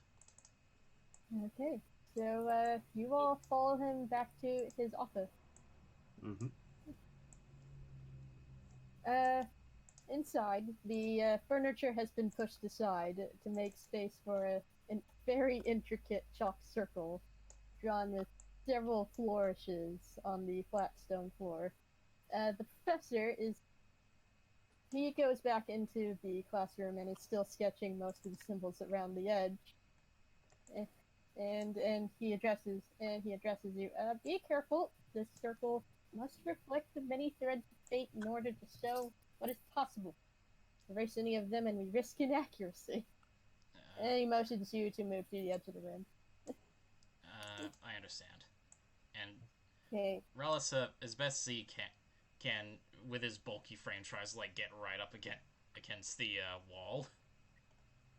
Okay, you all lean up against the wall. And with a few more strokes, he finishes the circle. And he asks, he goes, could one of you maybe pass me one of that crystal on a string, a bowl of water, and a bag of sand over by the nearby table over here, please? Of course. Relic does that. Okay, he carefully takes the bowl of water to the center of the circle, along with all of the other things. And he says, I would like for all of you to be quiet while I do this. Mm-hmm. Okay, All the while, Rook is just still kind of fidgeting with the hilt and pommel of his rapier, something's kind of not feeling right. Okay, so as he's sitting down in the center, the air in the room crackles with arcane energy as the pendulum, that is the crystal on a string that you gave him, swings back and forth over the bowl of water, which reflects the crystal above it like a mirror. Okay, the professor's eyes glow white as he's cast a small pinch of sand into the water. It ripples, and images begin to form on its surface. As the pendulum is pulled strongly southeast by an invisible force, you can see tree forms, wagons filled with goods, and corrals of giant insects. With a gentle squish, the circle of chalk lifts from the ground and disappears into vapor, returning both the bowl of water and the professor to normal. Yep, definitely Brackenmill, he says. Relic sighs. I feared as much. Must be of personal significance to him, if anything. Though, I am certain that his form will be veiled by some concealing magic. So be aware of that. Undoubtedly. You might not be able to spot him right away. Turned invisible, right? He turned invisible to get away from me. There was also a winged shield in my vision. A winged It shield? might be the key to finding Oddwald. A winged shield.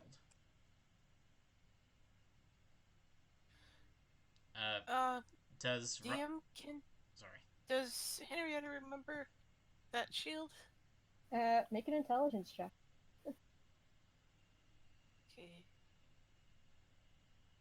Okay. You remember one particular individual with the winged shield, and that was Riffin. Wow, what a coincidence. I mentioned him earlier.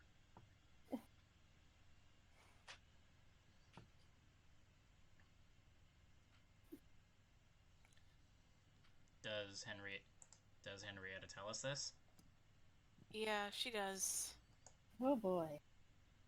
In any case, if my earlier predictions were correct, he might be a potential. Oddwald might be a potential ally. Just use caution. We understand. Thank you, Professor. He might He may well play an important part in saving the wood.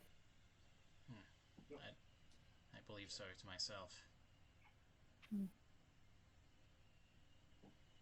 any case, I wish you the best of luck in apprehending him.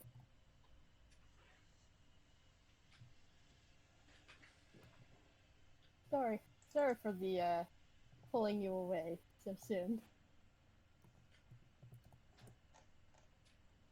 No worries. Yeah, hold on, I need to reload.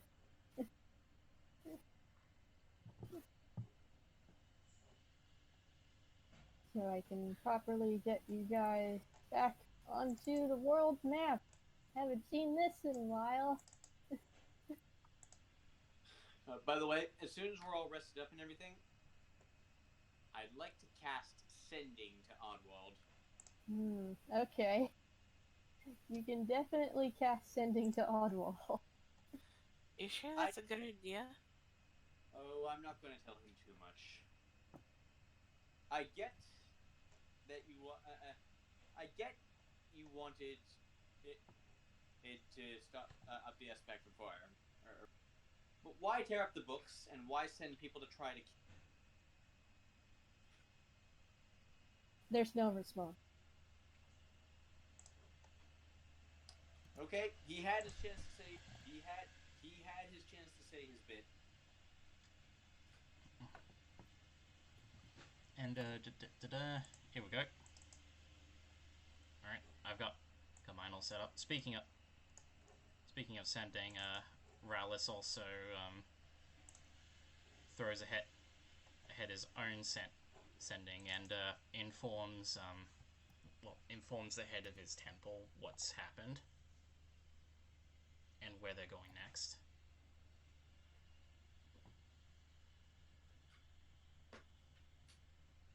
Okay. So, are you also casting Sending? Rowlis, yeah, he did. And what is he saying? He says, Grandmaster, I'm informing you that the heroes and I are heading to Bracken Mill. Sorry, your grandmother? No, Grandmaster. Oh, Grandmaster. I haven't come up with a Grandmaster token yet. It's mostly just a small community of farmers. Well, yeah, but I mean, like over in Aldeha, like whoever charged me with helping these people, I'm getting in contact with them and telling them what's happened. Okay, you're in Alderheart. My bad. Yeah, sorry. You do get a response. It says, "Good work. Keep it up. We'll be waiting for your swift and safe return." Alright, and with that in mind, well, let's head out, I guess. Okay. Shall we stop there? Finally, you decide to follow the road to Bracken Mill, I suppose. Yep. Yeah. As you're walking along, it's a pretty straight road there to the southeast. You notice, even though the fall colors and all of the leaves are showing bright oranges and golds and browns, you feel that the weather is unusually hot today. There's some kind of heat wave going on, which is not usually what happens during the fall. Okay, I'm keeping an eye open. Are there any fires? You do notice smoke off in the distance coming from the northwest.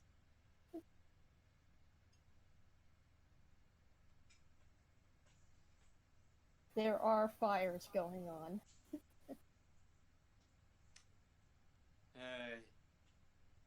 Should we stop to help deal with this? It's all the way far to the northwest.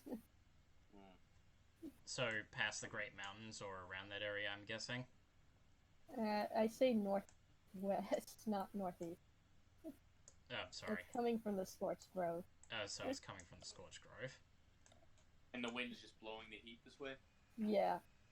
It's starting to get progressively worse. Well, I guess that aspect of fire is just getting busy. Yeah. Eventually, after another day of travel, you do make it to Brackenmill.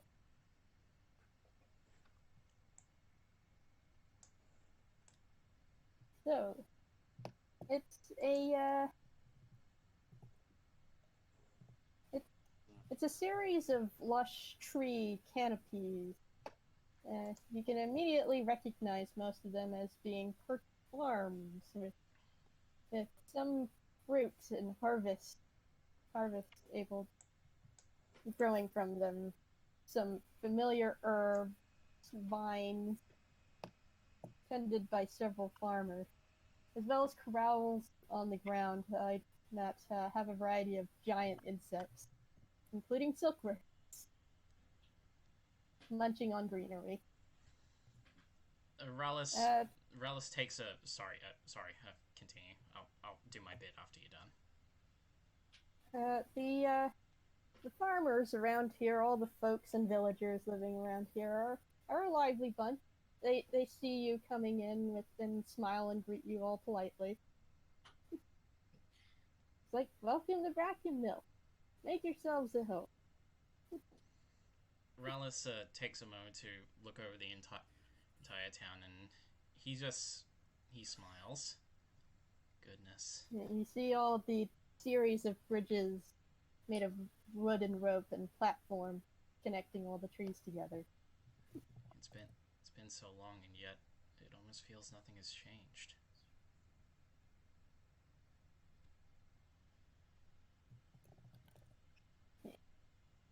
So what do you do? I say we head to an inn and get rested up. I think that is an excellent idea. I think we should do that right now. Okay. You do see the largest building in town being the inn, and it's called the Sunny Silk Room. Well, that's actually kind of an adorable name. Yeah. It's right over here. So you all decide to go enter the tavern. It's not as lively in here as outside. There are a couple of unusual characters in this tavern. And the barkeeper also sees you all enter and goes, "Oh, customers, hello. Please take a seat." I see someone I recognize. Same here. Yeah, you also see Riffin sitting at the back over here. Oh joy. His little legs dangling from the seat. Yeah, and he has a mug of ale as well. How comically oversized is it? It's about the size of his head. Oh, my man. I'm getting a very adorable image right now. Okay. Yes, this is a common room in the inn, and it teems with a little bit of activity. There's several bird folk, some humble folk, and it's all engaged in talk and drink and game. And 3 large hearths frame the space. One, I would say hearth, but I didn't draw any. My bad. But yeah, throughout just watching everything, despite their mission, Rallis just has the biggest... The place is indeed warm and inviting. Yeah, Rallis just has the biggest smile on his face.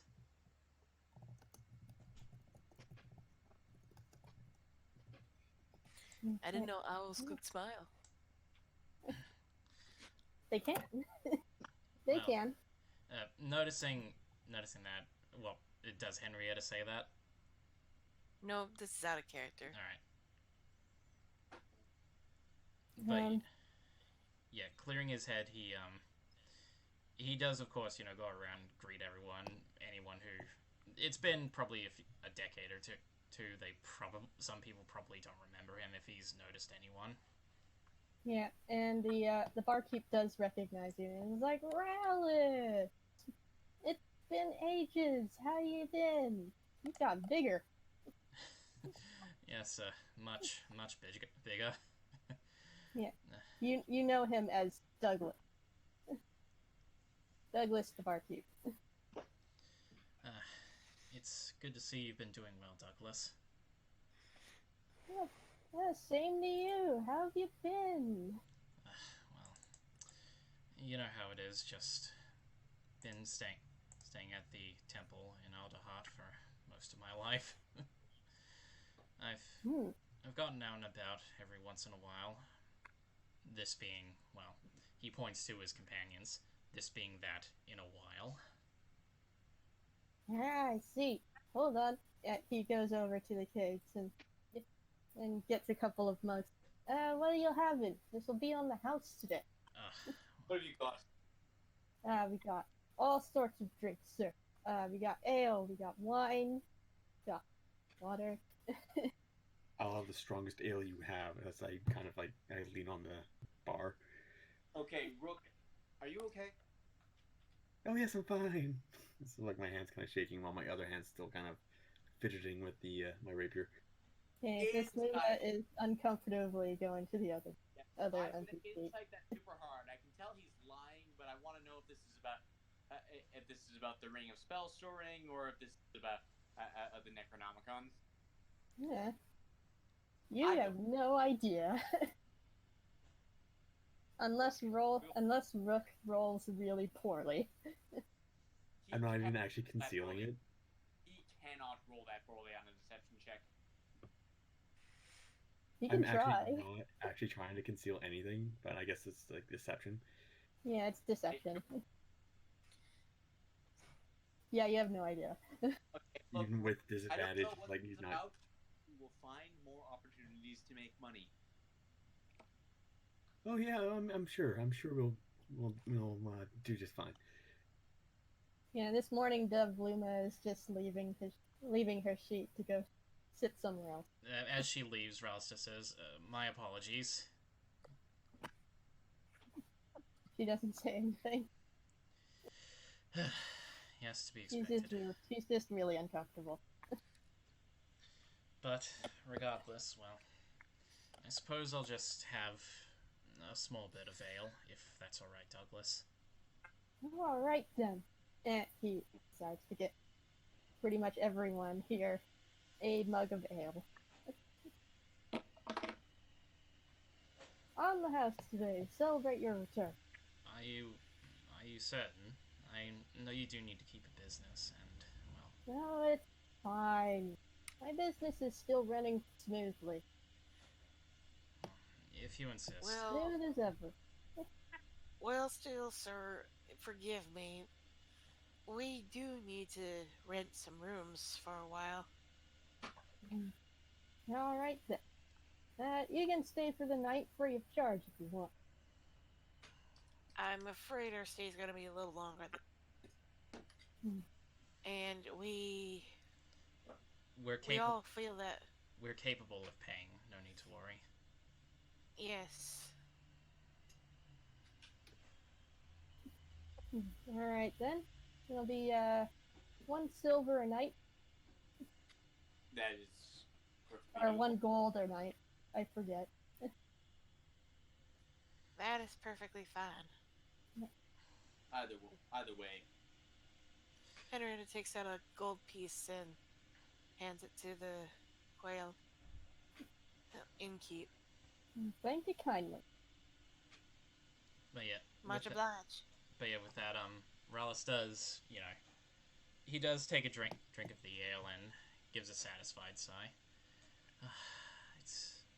It really has been too long, hasn't it? Well, I'll have to take your word for it on that.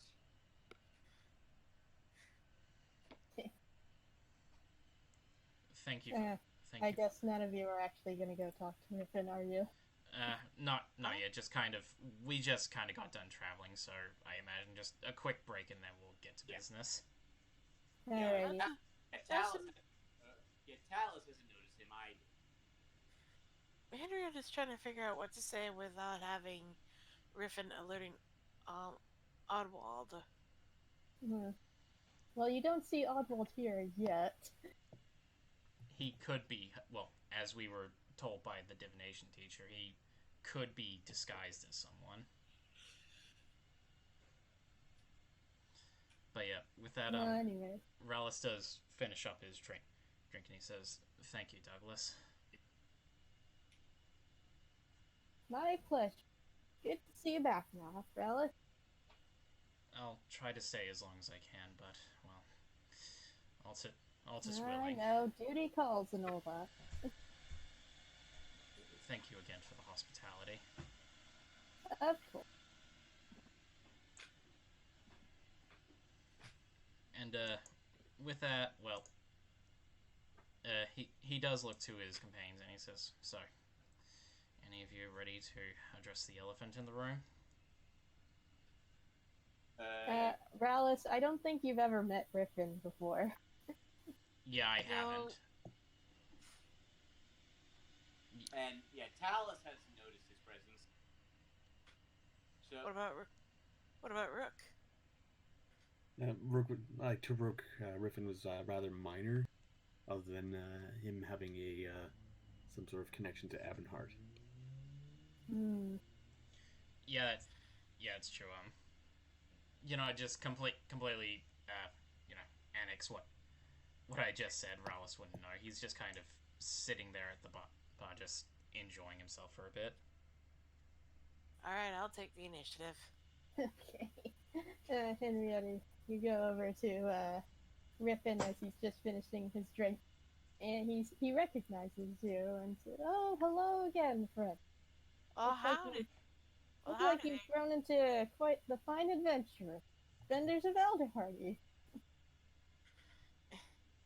Well, we did earn that title. Well, Mr. Riffin. Though I say, it's... Not sure if I agree with her on that. Henrietta just gives a sideways glare at Talus, as if she's trying... Take a seat. I love a chance to catch up with you. Sure thing. Don't mind Rook and Talus. They're a little out of sorts today. I'm fine. Yeah, Rook, on the other hand, he's kind of like buggering up to the hotel room or to the inn room. Anyway, well, for one thing, Angel isn't traveling with us anymore. Oh, I see. That's a shame. I hope she finds what she's looking for. I hope so too. In the meantime, we got a new friend in our party. Henrietta then waves Rallis over. He notices and steps on over. Yes, Henrietta? Hello.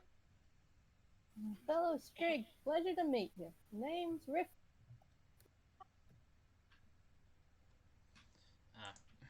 It's a pleasure to meet you, Riffin.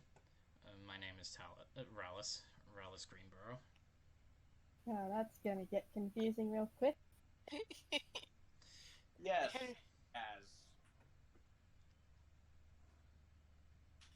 Henrietta gestures to Riffin to explain to Rallis. We met Riffin a while back when we were trying to defend Alderheart from the plague of bandit. Saved her tail feathers quite a bunch. Oh, have you?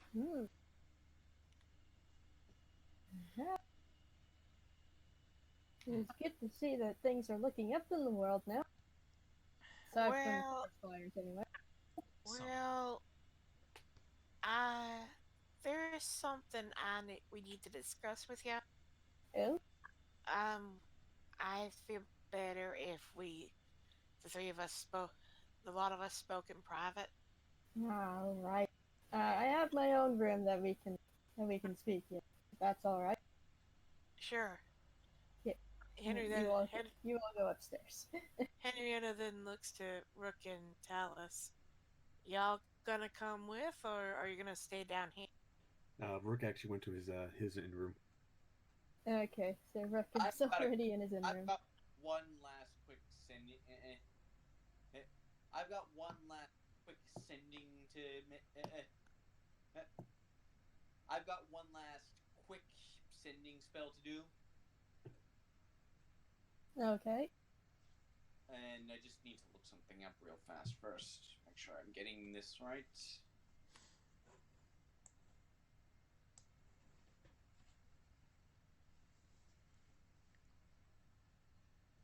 Okay, in the meantime,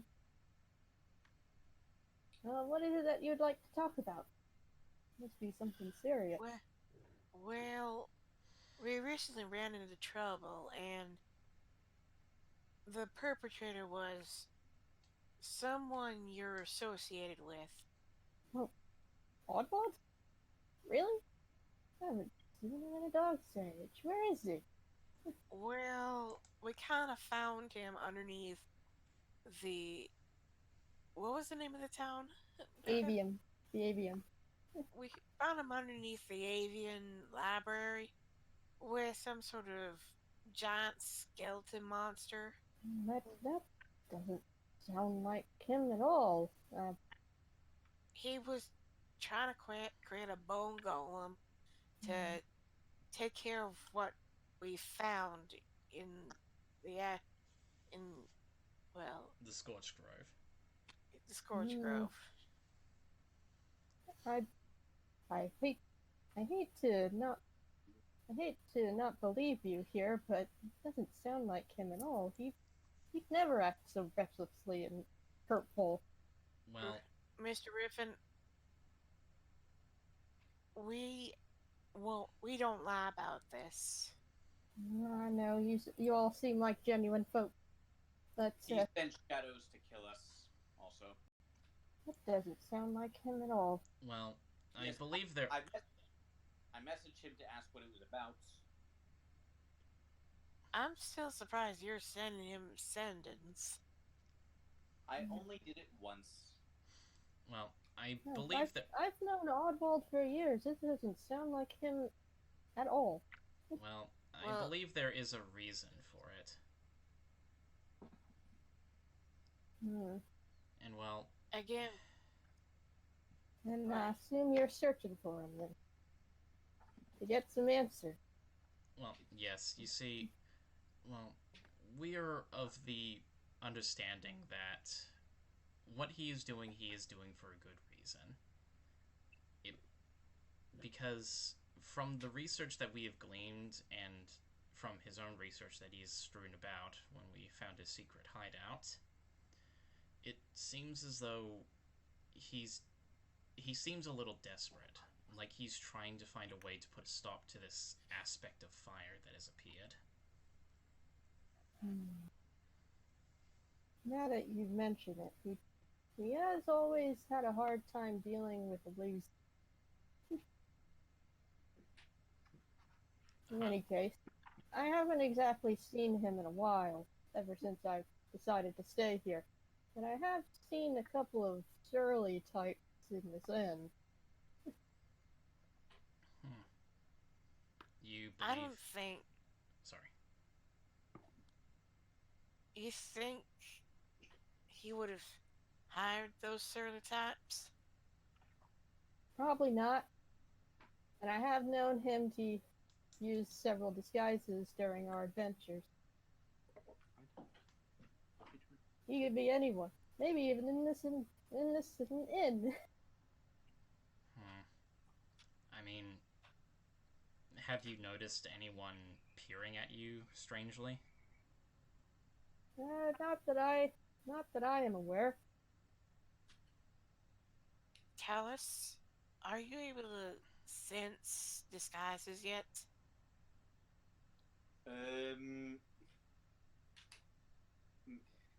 Okay, you do get a reply back from the sending. And it's like, I wanted to make sure all of you were out of commission. So you wouldn't disturb. That's what. Well, he just replied to me. Apparently, he wanted to make sure we were all off the mission, we wouldn't disturb him. Oh, for the love of... I mean, it sounds like horseshit to me, if I'm being honest. I kind of agree with you there. I mean, as I said, Riffin doesn't seem too comfortable about you bad talking his friend. as Well, I his friend tried to kill us, so he can deal with this. as I said, Riffin, I believe he is doing this for a good reason, and I mean no ill will towards him or yourself. I do not want to be our first introduction to be poor, so I hope you can believe me when I say that I merely warn you out of caution. Well, you do all seem like genuine folk. So I'll give you a couple of pointers. There have been a couple of lodgers here that don't seem too friendly. I'll point them out for you.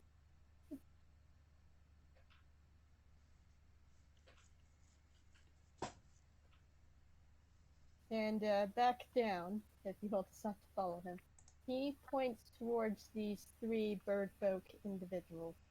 This Gallus monk, this surly Luma sorcerer, and this Strig barbarian.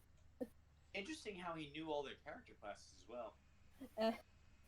Well, there's just a really big Strig, a really lonesome-looking mourning dove, and this Gallus who doesn't want to talk. Fair. And is wearing prayer bead. So yeah, probably stands to reason either a cleric or a monk of some sort.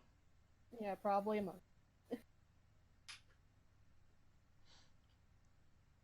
Well, what do you think is so off about them? Well, again, most of the people here in Brackenmill are friendly types. They love to talk and chat. These three, though, they... not so much. They're acting a little off. It could just simply be that they're outsiders. Probably. After all, well, actually, I do know an easy way to figure out. Well, to figure that out, but I'll leave that for later. Okay. Now, I should probably get back to my talk to me again if you want. Thank you for If you need any more help looking for him. Thank you for your time, Riffin. I hope he hasn't gotten himself into too much trouble. And he goes back to his seat. Well, with that out of the way, I'm going to send a sending message to Eliza. Well, now that that's done, I'm going to do what I was about to do before and send a message to Eliza. Eliza, okay. Yeah, I'm going to sending. Something it's. Hello, Eliza. Something it's come to my attention that I need. Could you get a shirt of Loomis chain in real quick? Shirt of Loomis chain? I'll Yeah, see if I can order it for you by the time you get back. Yeah, or Elven chain in common D&D. Yeah, Sylvan chain. Yeah. It's gonna be Sylvan chain. Oh. Okay. There's no elves. Well, yeah, I specifically said Loomis chain because they seem the most magic of the bird folk. Which makes sense. The Elven chain shirt. I will research that later. With that done, It's a rare item, basically a +1 chain shirt that anyone. Okay. Alright, well, with that in mind, Rallis comes down and walks up to Douglas again. Says, pardon me, Douglas. Armor up. He says, pardon me, Douglas. May I ask something of you for a moment? Oh, sure. What is it? Aside from the little strig in the far off, in the middle table there, the other three individuals at separate tables, do you know if they're outsiders or not? We get a lot of travelers coming and going from this place, but those three in particular don't seem the talkative type. Do you If I'm think being totally honest. do you think they might be adventurers or some such? Most likely. You know, adventurers. They're usually weird. True enough. Though, if they were adventurers, it seems as though they're either from separate places or, well, certainly weird. I don't mean to cast suspicion on my first day back. I terribly apologize. Oh, it's no bother at all. I'm sure you're looking for somebody in particular. It's been a long couple of days. Well, you're free to rest here however long you like. I appreciate it, thank you. Very well.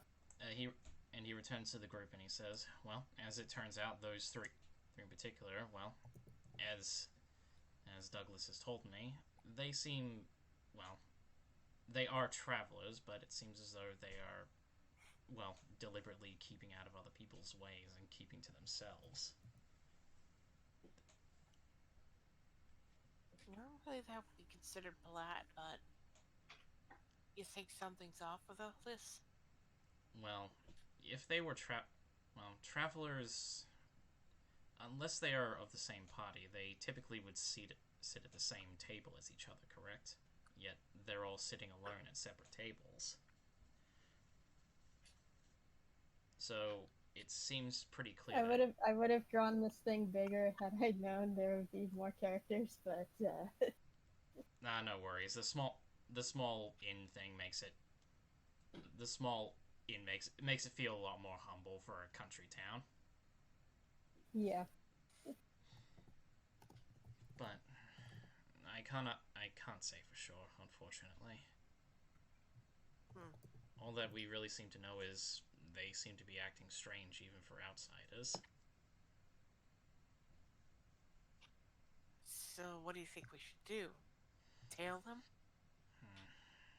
You can just talk to them. They're not doing anything. They're just sitting at their tables drinking. Sure, Still, we may need Rook Silvertongue. And he's currently in his room. Yeah. apparently Yeah. apparently cavorting with dark forces. Oh.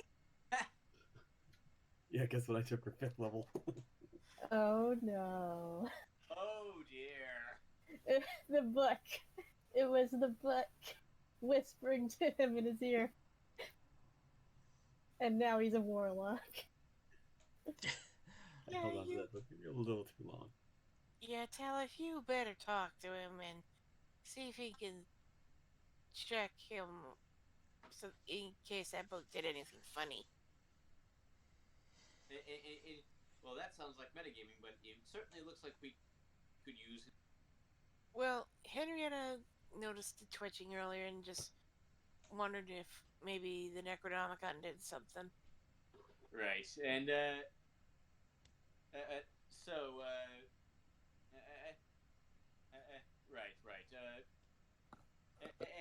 and then I suppose I walk on again on him, like doing kind of weird chanting ritual with the necro. Nah, I'm pretty sure his door's closed. Yeah, there's like no real chanting, no Necronomicon thing. That's like I don't actually have the book on me now. Oh right. Will you be able to? Will you be able to take extra level? In Warlock without the book? You don't necessarily need to. I mean, Yeah, you don't need to.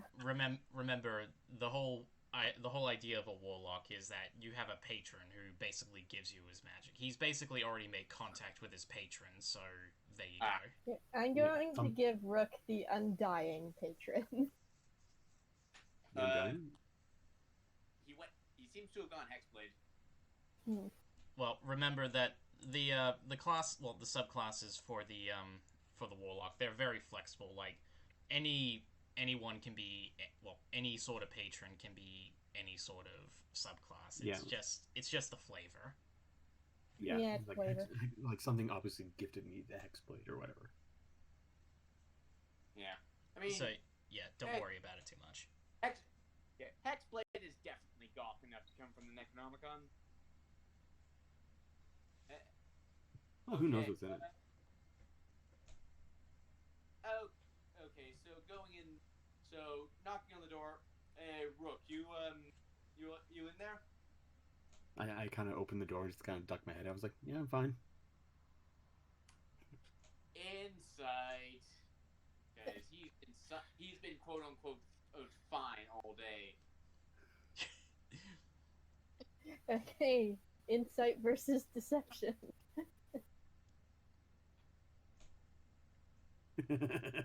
Wow. I have 8 deception. There's no way you're breaking that. In other words, you have I know. expertise. Yes. Well, okay then. Hey, well, if you're sure, then can you put on your game face? We need you to butter up. All right.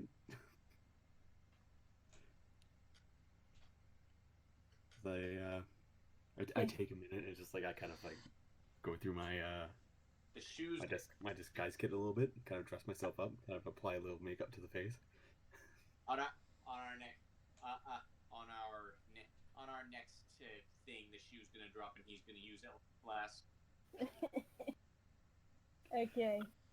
We are going to end things here. Yeah, it's kind of late. Yeah, it's getting late. But not before I cast. Thank you all for coming, everybody. Bye. Bye. Yep. See you all later. I cast friends.